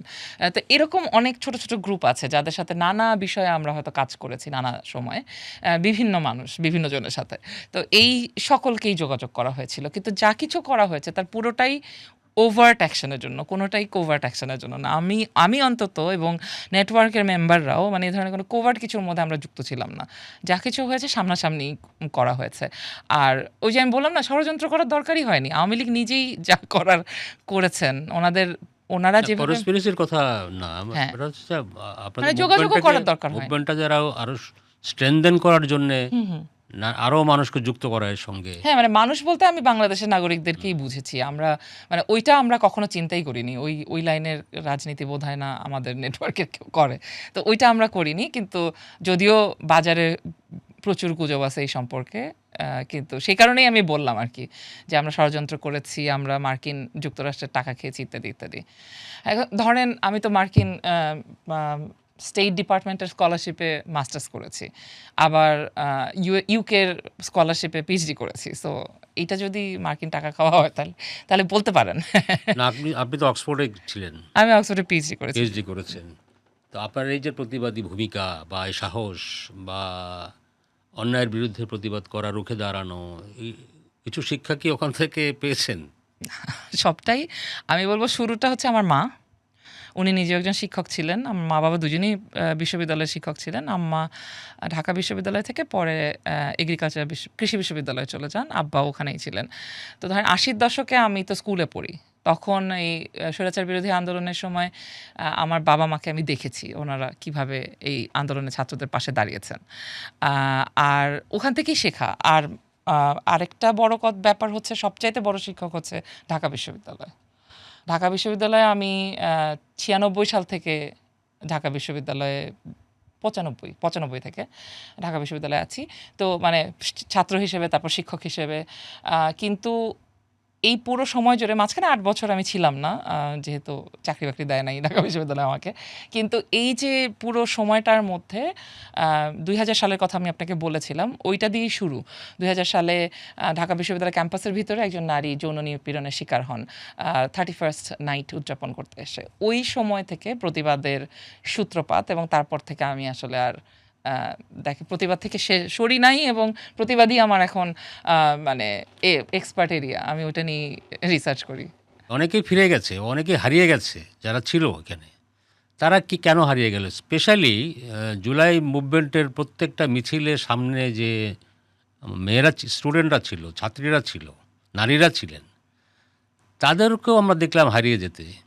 এবং স্টুডেন্ট লিডারদের মধ্যে যারা ফিমেল, তারা অনেকে কমপ্লেন করেছে পরবর্তীতে যে আমাদের এই নারীদের যে আপনার অবদানটা, সেটার মূল্যায়ন হয় নাই, তারা সরে যেতে বাধ্য হয়েছে। এটা আপনি এই সম্পর্কে কি বলবেন? এই সম্পর্কে একটা ক্লাস দিলাম গত সপ্তাহে, বোধহয় প্রায় ঘন্টাখানেক। সেটা হচ্ছে যে আপনি যদি তেভাগা থেকে ধরেন, তেভাগা থেকে শুরু করে এই পর্যন্ত প্রত্যেকটা আন্দোলনে, অভ্যুত্থানে মেয়েরা খুবই সামনে ছিল। এবং আমি যদি বেঙ্গলের মেয়ে হিসাব করে বলি, মানে 52 ভাষা আন্দোলন থেকে শুরু করে প্রতিটাতেই ছিলেন, কিন্তু কোনো আন্দোলনের পরেই নারীদেরকে আর ইনস্টিটিউশনাল পলিটিক্সে দেখা যায়নি। এবং এই বিষয়টা নিয়ে সাউথ এশিয়ার একাধিক স্কলার কিন্তু কাজ করেছেন, এবং ধরেন খুবই গুরুত্বপূর্ণ মানুষরা বলেছেন যে তারা 3টা কারণ দেখেন আসলে। একটা হচ্ছে আমাদের যে কালচারাল নর্ম, সেই কালচারাল নর্মে মেয়েদের পলিটিক্স মেয়েদের জন্য না, এটা ধরে নেওয়া হয়। দ্বিতীয় হচ্ছে আমাদের পলিটিক্সের যে নর্ম, আমাদের পলিটিক্যাল কালচার, সেটাকে দায়ী করেন ওনারা। পলিটিক্যাল কালচার অনেক বেশি it's all about muscle and money, যেখানে নারীরা পিছিয়ে থাকে, সেই কারণে এখানে তারা যেতে পারে না। তৃতীয় যেটার কথা বিশেষ করে গায়ত্রী চক্রবর্তী, স্পিভাক এবং চন্দ্রা মোহান্তি বলেছেন, সেটা হচ্ছে ইনস্টিটিউশনাল স্পেস তৈরি করা হয় না নারীদের জন্য। যেহেতু নারীদেরকে অনেকগুলো কালচারাল ব্যারিয়ার পার হয়ে আসতে হয়, সেই কালচারাল ব্যারিয়ার তারা ব্রেক করার পরেও এসে তারা সেই ইনস্টিটিউশনাল স্পেসটা পায় না, যে ইনস্টিটিউশনাল স্পেসটা নারীদের জন্য মানে কন্ডিউসিভ, অথবা যেটা এনেবল করবে তাদেরকে এখানে যুক্ত হতে। যেমন আপনি দেখেন এত বড় অভ্যুত্থানের পরে, যেই অভ্যুত্থানে নারীরা এরকম সামনে থেকে রোল প্লে করেছে, এবং আমি আসলে একটা ছোট সার্ভেও করেছি, যে সার্ভেতে প্রায় 9,000-এর বেশি নারী অভ্যুত্থান কর্মীর সাথে কথা বলা হয়েছে, বা অনলাইনে তাদের কাছ থেকে তথ্য সংগ্রহ করা হয়েছে। সেখানে দেখা যাচ্ছে যে মানে more than 5% of this whole group, এরা হচ্ছে খুবই স্ট্রংলি ডিসিশন মেকিংয়েই ছিল। They took all the decisions, তাদের এলাকায় কি হবে না হবে। তো এই যে মানে ডিসিশন মেকিংয়ে থাকা, এজেন্সি সহ থাকা, শুধু পলিটিক্যাল বডি হিসেবে না। পলিটিক্যাল বডি বলতে বোঝায় যে যাকে সামনে রাখা হয় অ্যাজ এ কুশন। আপনি জানেন যে সারা পৃথিবীতে এই মেয়েদেরকে সামনে রাখা হয় একটা পলিটিক্যাল কুশন হিসেবে, যে এরা যদি এদেরকে দেখলে পুলিশ মারবে না, 1 নাম্বার। 2 নাম্বার হচ্ছে এক ধরনের ভিকটিমহুড সেল করা যায়। মেয়েদের উপর যদি আক্রমণ হয়, সেটাকে ডিলিজিটিমাইজ করা যায় তাড়াতাড়ি। সো এটা মানে 2 অর্থেই কিন্তু আমি একটা বডি, আমি আর নো লঙ্গার মানে আমি একটা এজেন্ট না। সো তৃতীয় অর্থ হচ্ছে যখন আসলে তারা এজেন্ট হিসেবে অবতীর্ণ হয়। ধরেন এই অভ্যুত্থানের শেষের দিকে আপনি যদি 18 তারিখের পরে, 18 তারিখ থেকে যদি চিন্তা করেন, মেয়েরা কিন্তু এজেন্ট হিসেবে আবির্ভূত। তারা কিন্তু নিজেরা নিজেদের ডিসিশন নিচ্ছে, তারা কিন্তু আর পলিটিক্যাল বডি নাই। সেই মেয়েগুলো 5ই আগস্টের পরে জাস্ট মানে মিডিয়ার ফ্রেম থেকে হারিয়ে গেল, সবখান থেকে হারিয়ে গেল, চেষ্টা করে তাদেরকে খুঁজে পাওয়া যাচ্ছে না। এবং এর কারণ হিসেবে এই যে কালচারাল যে ব্যারিয়ারগুলোর কথা আমি বলেছি, সেগুলো যেমন রয়েছে, পলিটিক্যাল পার্টিগুলোর নিজস্ব প্রবণতাও রয়েছে, এবং এই প্রবণতাগুলোই হচ্ছে যেগুলোর কথা স্কলাররা বলছেন যে এটা হচ্ছে একটা ইনস্টিটিউশনাল গ্যাপ। যে ইনস্টিটিউশনাল গ্যাপে ধরেন নারী বিষয়ক সংস্কার কমিশন প্রস্তাব করলো 50% মানে নমিনেশন দিতে হবে নারীদেরকে, আর ওনারা শুরুই করলেন 15 থেকে। কনসেনসাস কমিশনের আলোচনা ওনারা শুরুই করেছেন 15 থেকে, এবং এই আলোচনা মানে কার সময়ে এই আলোচনাটা হচ্ছে, যখন বাংলাদেশের মূল সরকার প্রধান হচ্ছেন প্রফেসর ইউনূস, যিনি উইমেন এম্পাওয়ারমেন্টের বিষয়ে এত কাজ করার জন্য সারা বিশ্বে সুবিদিত। এখন সেখানে গিয়ে আমরা দেখছি যে পলিটিক্যাল পার্টিসিপেশনের ক্ষেত্রে আলাপ শুরুই হচ্ছে 15% থেকে, তারপর সেটা গিয়ে ঠেকলো 5%, এবং একটা পলিটিক্যাল পার্টিও 5% দিল না। তাদের সত্যিকারের নমিনেশনের কনসেনসাস কমিটিতেও তো কোনো নারী, এবং তারা কাউকে নারীদেরকে পাঠায়ও নাই, কারণ ওই যে মাসল মানি, এই জায়গাতে তো নারীরা আটকেই আছেন। এবং মানির ক্ষেত্রে তো খুব পরিষ্কারভাবেই বোঝা যায় inheritance law and everything else that happens, নারীর নিজের ইনকামের উপরেই সবসময় তার নিজের কন্ট্রোল থাকে না। যে নারী নিজে ইনকাম করে না তার কথা চিন্তা করেন যে তার আসলে কোথা থেকে আসবে। সো ওই অর্থে আমরা এটাও দেখেছি যে নারীরা অভ্যুত্থানের পরে কি পেয়েছেন এটা তাদেরকে জিজ্ঞেস করেছিলাম। তার মধ্যে সবচেয়ে গুরুত্বপূর্ণ অর্জন বলেছেন তারা যে হেইট, এবং বিশেষ করে অনলাইনে সাইবার বুলিং, এবং অফলাইনেও তাদের পরিবারের কাছ থেকে পেয়েছেন নানান রকম বাধা। যেহেতু 5ই আগস্টের পরবর্তী সময়ে যেই ধরনের নাগরিকদের নিরাপত্তার অভাব তৈরি হলো, সেই নিরাপত্তার অভাবে কেউ কেউ তাদের পড়ালেখার অধিকার পর্যন্ত হারিয়েছেন। মানে ধরেন টিউশন চলে গেছে, বন্ধুত্ব নষ্ট হয়েছে, এসব তো আছেই, এগুলো ধরেন আমাদের সবারই আছে। কিন্তু ওদের জন্য অ্যাডেড হচ্ছে যে ওদের কারো কারো বাবা মা ভয়ে ওদের পড়ালেখাই বন্ধ করে দিয়েছেন। তো এইরকম একটা সিচুয়েশনে এই নারীরা আসবেন, রাজনীতি করবেন, খুবই অস্বাভাবিক ঘটনা। তারপরেও আমি খুবই আশা দেখি ওইখানে যে এরপরেও এত সাইবার বুলিং, এত ভয়াবহ জঘন্য আচরণ মেয়েদের সাথে করা হয়েছে এবং হচ্ছে, এখনও হচ্ছে, তারপরেও তারা কেউ কেউ একদম কিন্তু অ্যাডামেন্টলি রাজনীতি করবেই এবং রাজনীতি থেকেই যাচ্ছে।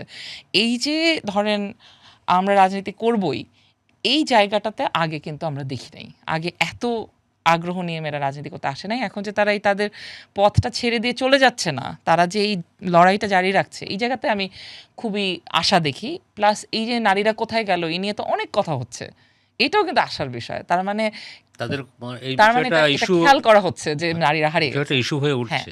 ইস্যু হয়, যেটা ধরেন 90-এর গণ অভ্যুত্থানের পরেও আপনি কয়জনের নাম বলতে পারবেন না? যারা 90-এ ছিল তারা বলতে পারবেন, কিন্তু আজকের যুগের ছেলেমেয়েদেরকে জিজ্ঞেস করে দেখেন 90-এর গণ অভ্যুত্থানের নারী অ্যাক্টিভিস্টদের কারো নাম বলতে পারবে কিনা? পারবে না। কারণ হচ্ছে তাদেরকে ইতিহাস থেকে আসলে সরিয়ে দেওয়া হয়েছে।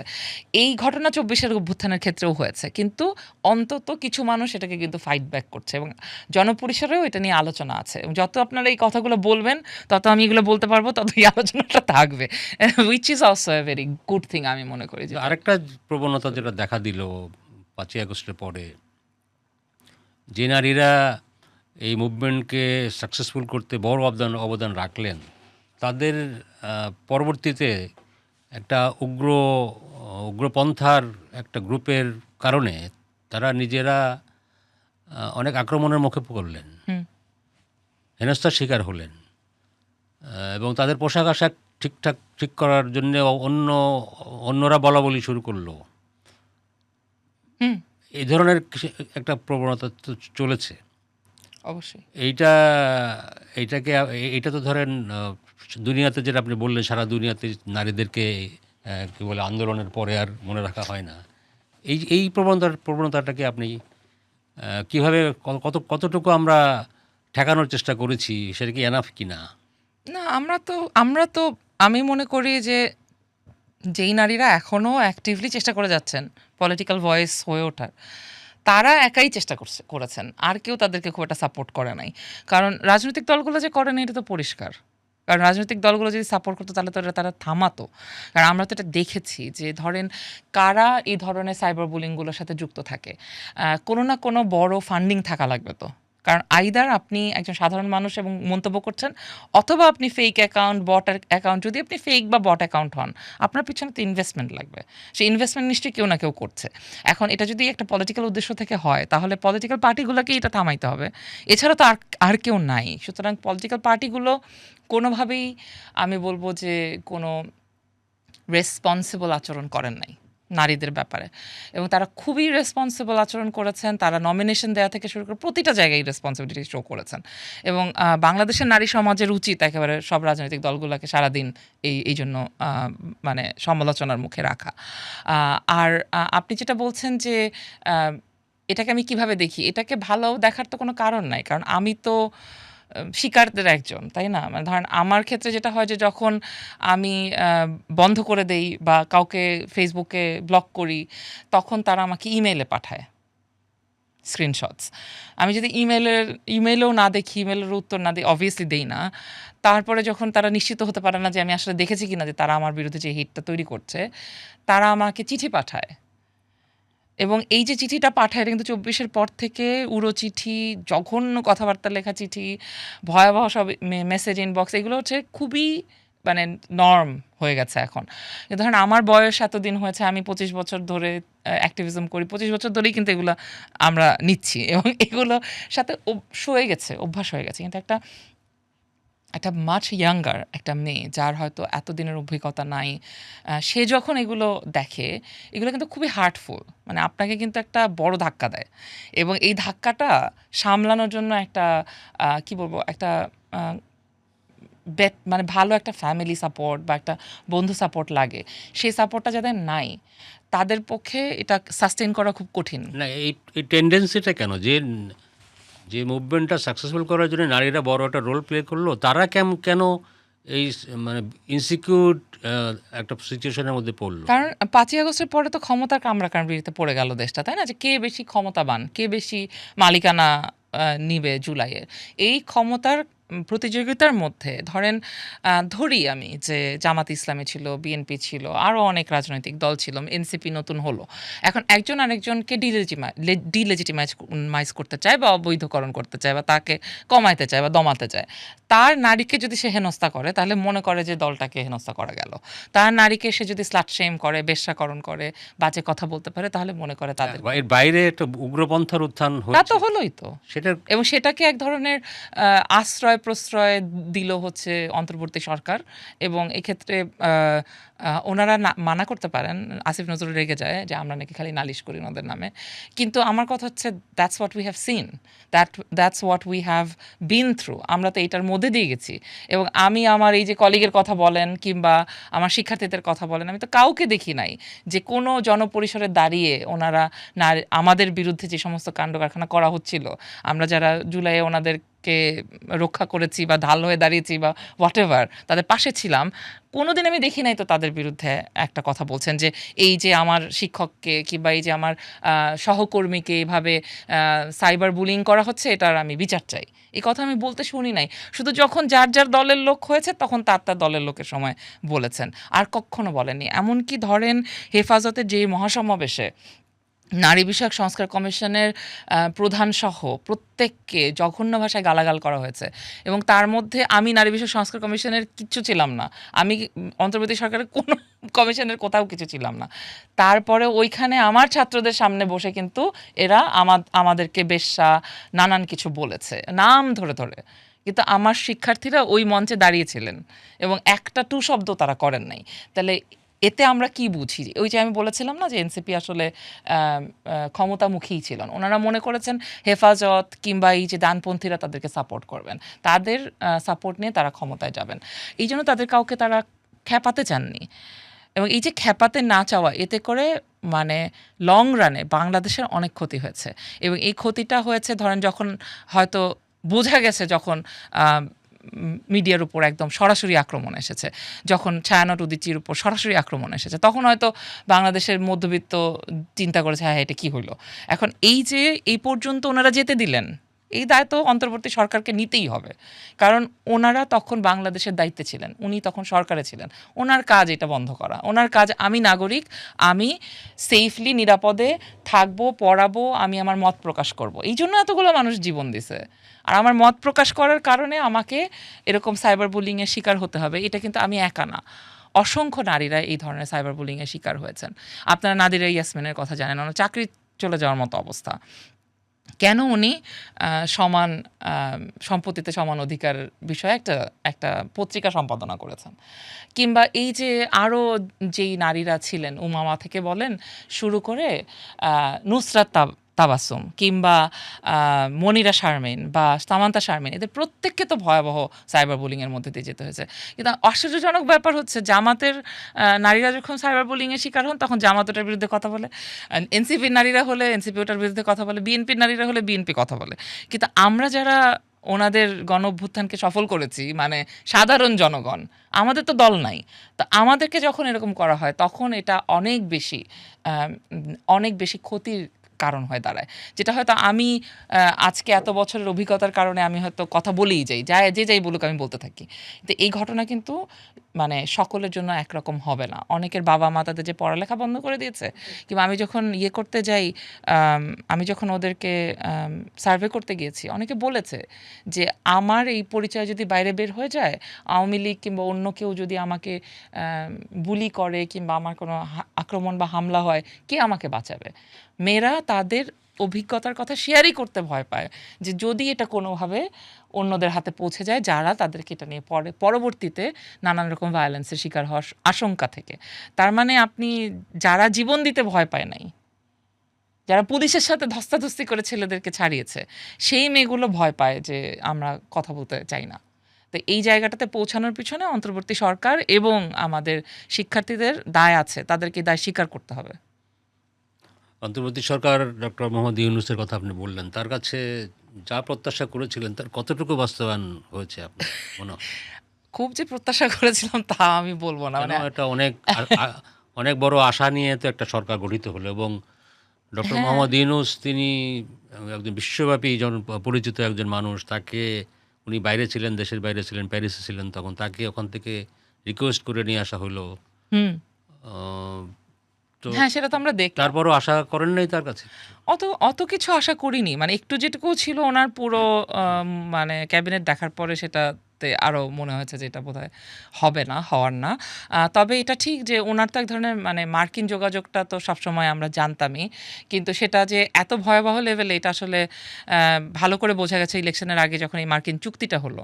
এই চুক্তিটা যে একদম শেষ মুহূর্তে যেটা উনি করলেন, এবং আশ্চর্যজনক হলেও সত্যি যে বর্তমান সরকার এবং তার বিরোধিতাকারী বিরোধী দল যারা উপস্থিত আছেন সংসদে, যাদের দেশের স্বার্থ দেখার কথা, তারা উভয় পক্ষের কেউই এটা নিয়ে একটু শব্দ করলেন না। এবং তাতে খুব পরিষ্কার বোঝা গেল যে এখানে একটা বিরাট কোনো নিজেদের মধ্যে একটা সমঝোতা হয়েছে। এবং এইটা আমাদের জন্য, সাধারণ জনগণের জন্য ভয়ঙ্কর। কারণ আজকে থেকে ১০ বছর পরে এটার কি প্রভাব আমাদের উপর পড়বে, এটা তো আমরা এখন আশঙ্কাই করতে পারি। কিন্তু যখন এটা পড়বে তখন এরা কোথায় থাকবে? তখন কি আমরা এদেরকে অ্যাকাউন্টেবল করতে পারবো? তখন আমি প্রফেসর ইউনূসকে কোথায় পাবো? কিংবা এই যে খলিল সাহেব, যিনি এখন যে সাধারণ পরিষদের প্রধান হয়ে গেলেন। তো এই যে পুরো জিনিসগুলো ঘটলো, এটা থেকে ২ ২ ৪ মিলানো খুব কঠিন না। কিন্তু আমার কাছে মনে হয়েছে যে যেকোনো অভ্যুত্থান যখন হয়, তখন সেখানে বিশেষ করে আমাদের মতো গ্লোবাল সাউথের দেশে যখন অভ্যুত্থান হয়, তখন অনেক ধরনের স্বার্থ এখানে কিন্তু নজর রাখে। যেই মুহূর্তে অভ্যুত্থান পরবর্তী একটা ভ্যাকুয়াম তৈরি হয়, সেই ভ্যাকুয়ামের মধ্যে এই বিদেশি স্বার্থগুলো এসে নানাভাবে তাদের ক্লেম মেক করার চেষ্টা করে। এটা সারা পৃথিবীর সব ধরনের অভ্যুত্থানের পরেই ঘটে। কিন্তু তার মানে কিন্তু এই না যে অভ্যুত্থানকে প্রশ্নবিদ্ধ করার কিছু এখানে নাই। না, ডেফিনেটলি কারণ না। অভ্যুত্থানটা হয়েছিল অভ্যুত্থানের প্রয়োজনে। পরবর্তীতে যারা আ ধরেন ক্লেম মেক করতে গিয়ে যারা ক্ষমতার টানাটানিতে সুবিধা পেয়েছে, আ তারা সুবিধা পেয়েছে বলে অভ্যুত্থান কে কলঙ্কিত করারও না, কিছু এই নাই। বাণিজ্য চুক্তির ব্যাপারে সরকার তো পরে ব্যাখ্যা দিয়েছে যে একটা সরকার একটা চুক্তি করে গেছে, সেটা পরবর্তী সরকার এসেই সে ব্যাপারে একটা মানে অ্যাডভার্স একটা স্টেপ নিবে, এটা আসলে অনেক সময় সম্ভব হয় না। আবার তার সঙ্গে যদি একটি বৃহৎ রাজনৈতিক বড় একটি দেশ জড়িত থাকে। এনিওয়ে, তো হ্যাঁ, সেটা আমরা তারাও ব্যাখ্যা দিয়েছে। কিন্তু সেই ব্যাখ্যা তো জনগণ হিসেবে আমাদেরকে মানে করে না, স্যাটিসফাই করে না। আরেকটা খুবই ইম্পর্টেন্ট ব্যাপার, এটা ধরেন স্টুডেন্টরা এই ৫ তারিখের পরে ৫ই আগস্টের যে গণ অভ্যুত্থানের যে বিজয় হলো, তারপরে আমরা ছাত্রদের মধ্যে একটা এক ধরনের অস্থিরতা দেখি তৈরি হয়েছে, এবং তারা ক্লাসে ফিরে যায় নাই বহুদিন। ইভেন আপনি সবাই জানেন যে পরের যে ইন্টারমিডিয়েট পরীক্ষাটা, সেটা তারা প্রেশার ক্রিয়েট করে অটোপাস নিয়ে অটোপাস নিয়ে নিল। এবং এখনও পরবর্তীকালে বিভিন্ন ক্যাম্পাসে নানান ধরনের ঘটনা ঘটেছে। এখনও ধরেন গত বছরই বোধহয়, এই গত বছর সম্ভবত এসএসসি আর এইচএসসি পরীক্ষার রেজাল্টের পরে বোর্ডের কর্মকর্তারা বলছিলেন যে ছাত্রদের মধ্যে লেখাপড়ার উৎসাহটা, আগ্রহটা আমরা অনেক কম দেখতে পাচ্ছি। এই পরিবর্তনটা আপনি খেয়াল করছেন কিনা? আপনি তো ক্লাস নিচ্ছেন রেগুলার ইউনিভার্সিটিতে, আপনি কি দেখছেন? ডেফিনিটলি অস্থিরতা আছে। এখন ধরেন এরকম একটা ম্যাস মুভমেন্ট এবং তার ভেতরে যে সমস্ত ভায়োলেন্স ঘটে গেছে, ধরেন যেই শিক্ষার্থী পাশে দাঁড়িয়ে থাকা ছেলেটি বা উম অচেনা মানুষটি গুলি খেয়ে মারা গেছে, সে কিন্তু এই ট্রমা থেকে বের হইতে পারবে না। এবং এই যে কালেকটিভ ট্রমার মধ্যে আমরা আছি, সেই ট্রমা হিলিংয়ের কোনো ব্যবস্থা আমরা সামাজিকভাবে, রাষ্ট্রীয়ভাবে করি নাই। ধরেন আমরা হয়তো কেউ কোনো বিশ্ববিদ্যালয়, কোনো বিভাগ হয়তো আলাদা করে ছাত্রদেরকে বুঝানোর চেষ্টা করেছে বা তাদের সাথে বসেছে। সবাই কিন্তু এটা করেনি। আর যেহেতু শিক্ষকদের একটা মেজর অংশ আওয়ামী লীগের সাথে ছিল এবং তারা ওই সময় যে ভয়ঙ্কর ভূমিকা রেখেছেন, সেই ভূমিকাগুলো তো এদের মনে আছে। এবং সেই শিক্ষক ছাত্রের যে স্বাভাবিক সম্পর্ক, সেই স্বাভাবিক সম্পর্কের মধ্যে যে পারস্পরিক রেসপেক্ট, সেই রেসপেক্ট তো ওরা হারিয়ে ফেলেছে শিক্ষকদের প্রতি। এবং এখানে যে আমাদের শিক্ষকরা কোনো কাজ করেছেন, সেটারও কোনো কিন্তু আমরা দেখিনি। কারণ আ বিশ্ববিদ্যালয়গুলোর যারা মানে প্রশাসনে যারা ছিলেন এই ২-২.৫ বছর, তারপরে যে এখন তো সব চেঞ্জ হয়ে যাচ্ছে, আবার দলের লোকজন প্রশাসনে চলে আসতেছে। যারা ছিলেন তাদেরও এক ধরনের দলীয় এজেন্ডা ছিল, প্রত্যেকেরই। এবং এই দলীয় এজেন্ডাটা যতই তারা নিরপেক্ষ অমুক-তমুক বলে থাকেন না কেন, তারা প্রত্যেকেই দলীয় এজেন্ডা পালন করেছেন এবং তারা কেউই ওই জায়গায় লিডারশিপটা নিতে পারেন নাই যে ছাত্রদের মানসিক স্বাস্থ্য, তাদের ট্রাস্ট বিল্ডিং এর জন্য যে ধরনের মানে যে ধরনের পদক্ষেপগুলো নেওয়া উচিত ছিল, সেগুলো নেওয়া হয়নি। বরং তাদের অস্থিরতাকে উস্কেছেন ওনারা এবং অস্থিরতাকে নানাভাবে নানান দিকে নিয়ে যাওয়া হয়েছে। আপনি কুয়েটের কথাই চিন্তা করেন। মানে কি ধরনের একটা ছোট্ট একটা ঘটনা থেকে একটা বিশাল অস্থিরতা তৈরি হলো, শিক্ষকরা একপক্ষ হয়ে গেল, এই যে ভিসিকে সরাতে হবে, ওই ভিসিকে, মানে খুবই একটা কিন্তু জটিল মনস্তাত্ত্বিক লড়াইয়ের মধ্যে এই ছেলেমেয়েগুলোকে ফেলে দেওয়া হলো, যেখানে তারা জানে না যে শিক্ষক আর ছাত্রের সম্পর্ক কেমন হওয়া দরকার। শিক্ষকদেরকে ছাত্ররা ধাওয়া দিচ্ছে, শিক্ষকদেরকে ছাত্ররা জুতার মালা দিচ্ছে, শিক্ষকদেরকে ছাত্ররা ভয়াবহভাবে ভার্বালি হেনস্থা করছে। এগুলো কিন্তু মানে অকল্পনীয় বিষয় ছিল। এই অকল্পনীয় বিষয়গুলো ঘটেছে অভ্যুত্থানের পরে। একটা তো হচ্ছে অভ্যুত্থানের সময় আপনি কারো সাথে অল্টারকেশনে যাচ্ছেন, কারো সাথে বাকবিতণ্ডায় জড়াচ্ছেন। আর অভ্যুত্থানের পরে তো আপনি শান্ত পরিস্থিতি। এখন তো আপনাকে আবার ফেরত আসতে হবে পড়ালেখায়। সেই জিনিসটা ঘটেই নাই। এবং ছাত্র শিক্ষকের সম্পর্কের যে অবনমন, সেই অবনমন ভয়াবহ পর্যায়ে পৌঁছেছে। আমার বিভাগে ৬ জন শিক্ষককে ছাত্রদের কমপ্লেনের ভিত্তিতে আ তাদের একাডেমিক এবং অ্যাডমিনিস্ট্রেটিভ কাজ থেকে বিরত রাখা হয়েছিল। তার মধ্যে ২ জন শিক্ষকের বিরুদ্ধে যে অভিযোগ, সেই অভিযোগ আ কিছুটা লঘু হওয়াতে তাদেরকে বোধহয় মুচলেকা দিয়ে আবার ফেরত দেওয়া হয়েছে ক্লাসে। তাদেরকে ক্লাস নিতে দেয়া, মানে ছাত্ররা তাদের পলিটিক্যাল রাজনৈতিক সংশ্লিষ্টতার কারণে? হুম। আচ্ছা। কারো রাজনৈতিক সংশ্লিষ্টতা, কারো বিরুদ্ধে শিক্ষার্থীদের অভিযোগ যে তারা খারাপ ব্যবহার করতেন ছাত্রদের সাথে। আচ্ছা। এখন কারণ তারা রাজনৈতিকভাবে সংশ্লিষ্ট ছিলেন, তারা পাওয়ারফুল টিচার ছিলেন, তাই জন্য তারা খারাপ ব্যবহার করতেন। তো তাদেরকে ফেরত আনা হয়েছে। কিন্তু তারা ক্লাস নিতে পারছেন না। কারণ শিক্ষার্থীরা তাদের ক্লাসে বসবে না। এখন এই যে ভয়াবহ একটা রাজনীতি ছাড়াও কি পছন্দ অপছন্দ বিষয়গুলি দেখা যায়, কাজ করে? এখানে রাজনীতি কিন্তু আসলে শিক্ষার্থীদের রাজনীতি না। এই রাজনীতিটা কিন্তু শিক্ষকদের রাজনীতি। এটা আপনাকে একটু বুঝতে হবে। মানে এই রাজনীতি হচ্ছে বিভাগের ভিতরে যে শিক্ষকদেরকে সরিয়ে দেওয়া হয় বা শিক্ষকদের বিরুদ্ধে নানান রকম ক্যাম্পেইন হয়, আ সপক্ষে ক্যাম্পেইন হয়, এগুলো সবই শিক্ষক রাজনীতির অংশ। এটা আবার ছাত্র রাজনীতির অংশ না। ওই জায়গাতে আমরা কোনো কাজই করি নাই। শিক্ষক রাজনীতির মানে ধরেন নীল দল, সাদা দল আমরা সবাই জানি। নীল দলের শিক্ষকরা চুপ করে আছে। আজকে দেখলাম ২৩১ জনের নামে একটা বিশাল লিস্ট বের হয়েছে। সাদা দল এদেরকে বহিষ্কার করতে বলেছে। এখন এই যে মানে এই পুরোটাই কিন্তু দলীয় রাজনীতি এবং তারা কিন্তু ধরেন শিক্ষকদের স্বার্থ রক্ষা করার জন্য যে শিক্ষক সমিতি, সেই শিক্ষক সমিতিকে কোনোভাবে অ্যাক্টিভ করছেন না। না করে এই যে নানান রকম কাণ্ডকারখানা করছেন। কারণ তারা জানেন যে শিক্ষক সমিতি অ্যাক্টিভ হলে নির্বাচন হবে। নির্বাচন হলে যেহেতু আওয়ামী লীগ সরকার অনেক নিয়োগ দিয়েছেন, অনেক শিক্ষক আছেন যারা আওয়ামী লীগকে ভোট দিবে। সো তারা সেফ ফিল করেন না। আ আমি যদি তাদেরকে একবার বলেছিলাম যে, "প্রশাসন তো আপনাদের, তো শিক্ষক সমিতিতে অন্য কেউ আসলে অসুবিধা কি?" মানে শিক্ষক সমিতির মূল মানে এসেন্সটাই তো তাই যে প্রশাসনকে এক ধরনের প্রেশারের মধ্যে রাখার জন্যই তো শিক্ষক সমিতি। তো সেটা যদি প্রশাসনের লোকজনই শিক্ষক সমিতিতে থাকে তাহলে আর আওয়ামী লীগের সাথে পার্থক্য কী হলো? কিন্তু যাই হোক, মানে আমার কাছে মনে হয় না যে মানে এই যে শিক্ষক রাজনীতি নিয়েও আমরা কোনো কাজই করিনি। তার ফলে মানে এটাই আমি একটু বলতে চাচ্ছিলাম, জি। শিক্ষক রাজনীতি। আমি নিজেও যখন ঢাকা বিশ্ববিদ্যালয়ের ছাত্র ছিলাম, ওই সময় থেকে সাংবাদিকতাও করতাম।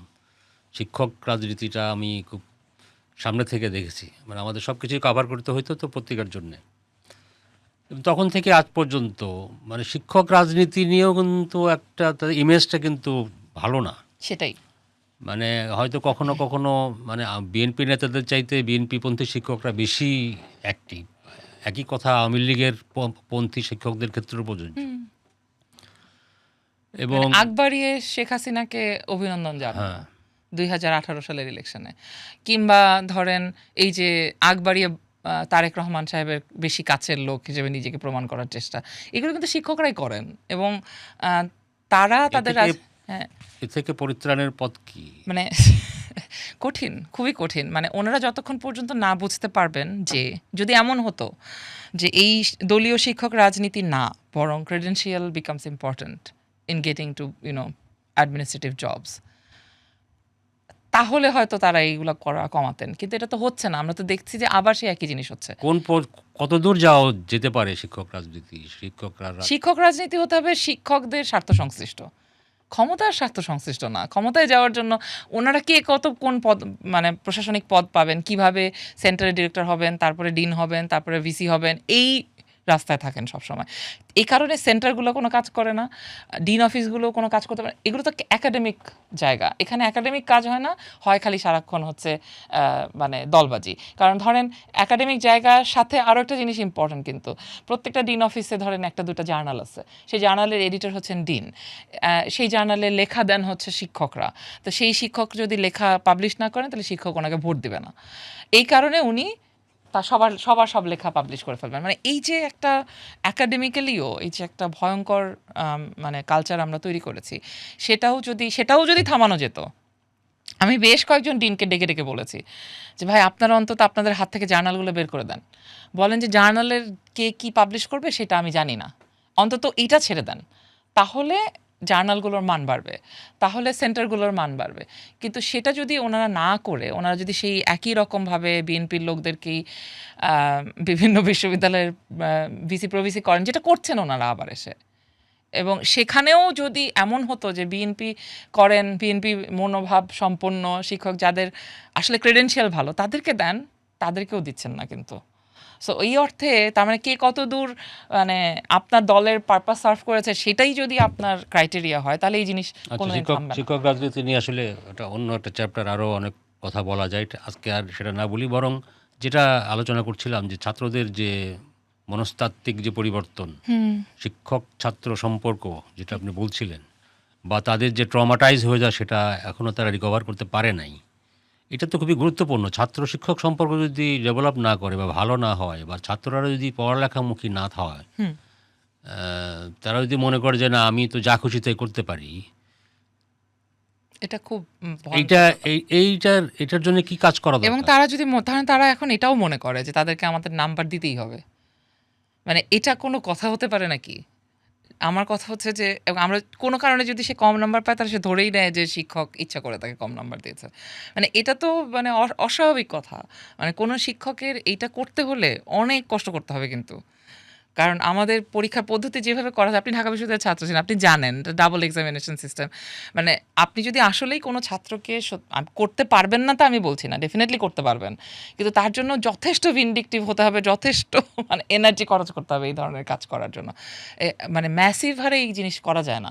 এবং এটা আসলে ছাত্র শিক্ষকের মধ্যে এই সম্পর্কের ক্ষেত্রে আমার কাছে মনে হয় যে শিক্ষক হিসেবে আপনার যেটা দায়িত্ব, সেই দায়িত্ব মানে আপনার ক্লাস নেওয়া, ক্লাসের জন্য রেডি হয়ে আসা, এবং আপনি একদম কোনো ধরনের প্রস্তুতি ছাড়া আপনি গিয়ে ক্লাসে যাচ্ছেন, এটা একদম অনুচিত কাজ।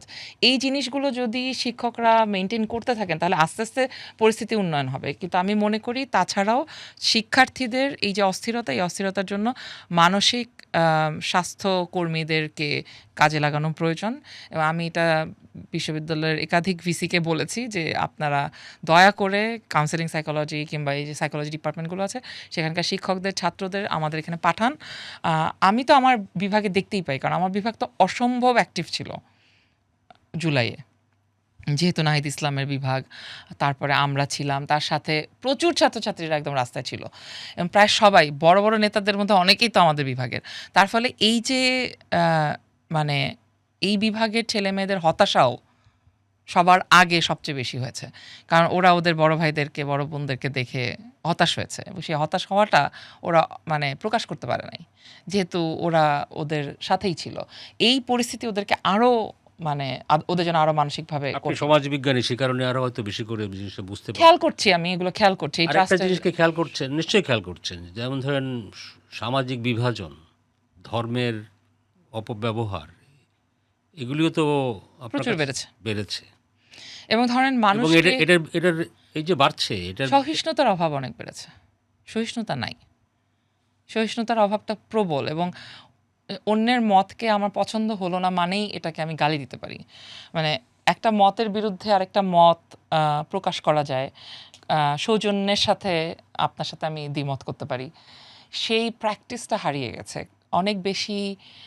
মানে ওই যে আমার কাছে মনে হয় যে রেজটা, যেই যেই ইন্ডিগনেশন, যেই ক্ষোভ আমাদের মধ্যে জড়ো হয়েছিল, সেটা ৩৬ দিনে বের হয়ে যায় নাই। কারণ ৩৬ দিন পরেও আমরা দেখেছি যে আমরা আসলে আরেকটা চক্রের মধ্যে পড়ে গেছি। এবং এর ফলে নানান ধরনের যে দৈহিক নানান ধরনের প্রতিক্রিয়া হচ্ছে ছাত্রদের, সেটা তো তারা প্রকাশ করতে পারছে না। এবং এই প্রকাশ করতে না পারার ফলে তাদের কথায় ওইটা প্রকাশিত হয়ে যাচ্ছে, অসহিষ্ণুতা হয়ে প্রকাশিত হচ্ছে, অসহিষ্ণুতা towards any dissenting voice.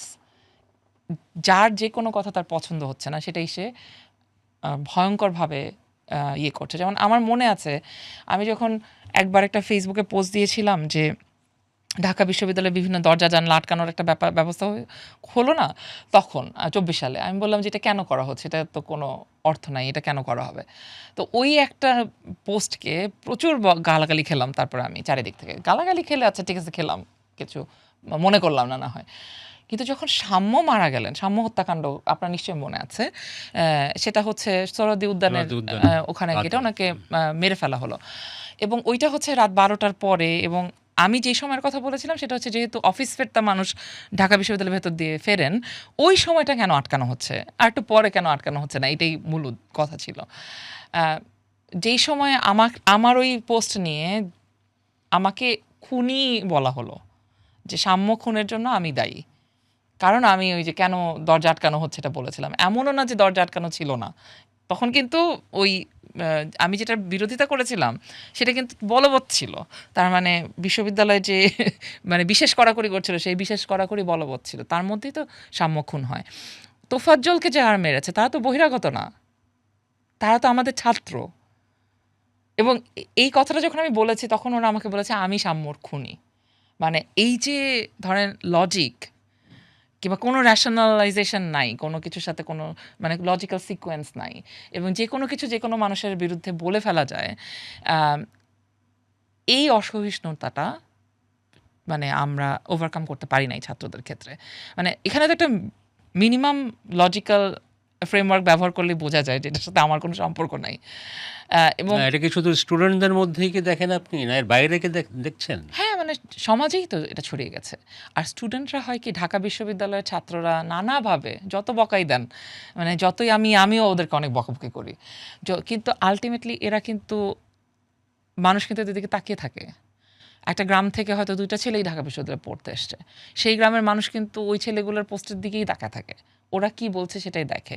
Dhaka বিশ্ববিদ্যালয়ের ছাত্ররা যখন এরকম অসহিষ্ণু হয়ে ওঠে, তখন তার প্রভাব বাংলাদেশে খুব দ্রুত ছড়িয়ে যায়। কারণ তাদের তো একটা এমনিতেই একটা প্রভাব আছে সমাজের উপরে, তাদের বয়সী ছেলেমেয়েদের উপরে। সো সেই জায়গা থেকে আমরা চিন্তিত হই। আমি আশা করব যে হয়তো বিশ্ববিদ্যালয় প্রশাসন ব্যবস্থা নেবে। আমরা অনেক কথা বলে ফেলছে, না জুলাই, আবার একটু জুলাইতে ফিরি। আরও আছে যদি আবার এরকম সময় আসে, হ্যাঁ, ধরেন যদি জুলাই আবার এইরকম পরিস্থিতি আবার যদি ফেরত আসে, তো একটা এক্সপিরিয়েন্স তো আপনার হয়েছে, তো আপনি তখন কি ধরনের রোল প্লে করবেন বা কোথায় কারেকশন করবেন? আমার ছাত্রদেরকে যদি কেউ মারতে শুরু করে, সেটা মানে লাঠিপেটা করাই হোক আর একেবারে গুলি করে মেরে ফেলাই হোক, আমি ১০০০ বার হলেও ১০০০ বারই রাস্তায় নামবো, ১০০০ বারই ওদের পাশে দাঁড়াবো। কিন্তু তখন হয়তো আপনি বলেছেন কি কারেকশন করব, আমি আরও সংগঠিত থাকার চেষ্টা করব, বা ওদেরকে আরও ইনপুট দিব হয়তো, যেটা আমরা দিই নাই। আমরা ভেবেছি ওরা তো যথেষ্ট, ওরাই তো আসল, ওদেরকে সামনে রেখে আমরা পিছিয়ে থাকি। সেটা হয়তো করব না। ওদেরকে ডিরেকশন দেওয়ার চেষ্টা করবো বা ওদেরকে বোঝানোর চেষ্টা করবো, ওদেরকে ইনফ্লুয়েন্স করার চেষ্টা করবো, যেটা আমরা করি নাই। কারণ আমরা ভেবেছি ওরা তো আমাদের থেকে বেশি বুঝে, which we thought that they did. কিন্তু পরবর্তীতে দেখলাম যে আসলে ঘটনাটা তা নাও হইতে পারে। তো আমরা হয়তো চেষ্টা করতে পারি, কিন্তু আমার সাথে এই ঘটনা 1000 বার ঘটলে আমি 1000 বারই ছাত্রদের পাশে দাঁড়াবো। এই ব্যাপারে আমার কোনো রিগ্রেট নাই। জুলাইয়ে আমি যা যা করেছি সেটা আমি আমার নিজের জন্য করি নাই, আমার সন্তানের জন্য করি নাই, কোনো ব্যক্তিগত লাভালাভের জন্য করি নাই। এটাই উচিত কাজ ছিল, তাই করেছি। এটাই ন্যায় ছিল, তাই করেছি। এটাই ন্যায্য ছিল, সেই জন্য করেছি। সুতরাং আমার কোনো রিগ্রেট নাই। পরে কি হয়েছে সেটা দিয়ে জুলাইকে বিচার করা যাবে না। জুলাইকে বিচার করতে হবে জুলাই কেন হয়েছে সেই জায়গা থেকে। তো জুলাই তো সাকসেসফুল হয়েছে আন্দোলন, অবশ্যই। তার যে আকাঙ্ক্ষা ছিল সেটা পূরণ করাও তো একটা জরুরি বিষয়। হ্যাঁ, সেটা একটা লম্বা সময়েরও বিষয়। এটা দীর্ঘমেয়াদেও দরকার। কারণ আমাদের প্রতিষ্ঠানগুলো এমনভাবে ধ্বংস হয়েছে যে এটাকে তো মানে ফেরত আনতে হলে প্রচুর কাজ করা প্রয়োজন।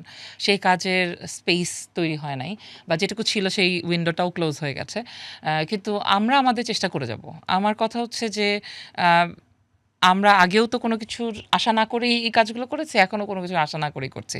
কিন্তু এই আশায় আছি যে যেহেতু এখন কোনো মানুষ আমাদের কথা শোনে, বা মানে এখন আমাদেরকে শোনা যাচ্ছে কিছুটা, তো সেক্ষেত্রে হয়তো সেই কথায় হয়তো কেউ কনভিন্সড হবেন।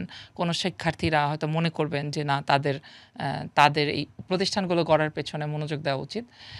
সেক্ষেত্রে হয়তো ওইটুকুই তো পাওয়া যায়, তাতেই বা অসুবিধা কী? কিন্তু এটা ইনক্রিমেন্টাল। রেভলিউশনারি চেঞ্জ আসলে খুব কমই হয়। সমাজবিজ্ঞানের ছাত্র হিসেবে আমি যেটুকু দেখতে পাই যে incremental change is more important and sustainable. Slow and steady wins the race. অনেক ধন্যবাদ। আপনাকেও ধন্যবাদ এত কথা বলতে দেওয়ার জন্য আমাকে। না, আমরা অনেক জানলাম। আমার ধারণা যে প্রোগ্রাম যারা দেখবেন তাদেরও হয়তো মনোজগতে কোনো ক্ষেত্রে কিছুটা তারা রিথিঙ্ক করবেন যে না, আসলে এইভাবে ভাবা যায়। এবং যেটা আপনি শেষ যেটা করলেন যে আকাঙ্ক্ষা পূরণ করার জন্য একটু সময় দিতে হবে আসলে। ভয়েস অফ জুলাইয়ের আজকের পর্বে আমাদের অতিথি ছিলেন জুলাই নেটওয়ার্ক, শিক্ষক নেটওয়ার্ক, যারা জুলাই আন্দোলনে, গণ আন্দোলনে বড় ধরনের একটা ভূমিকা পালন করেছে, তার অন্যতম সংগঠক প্রফেসর সামিনা লুৎফা।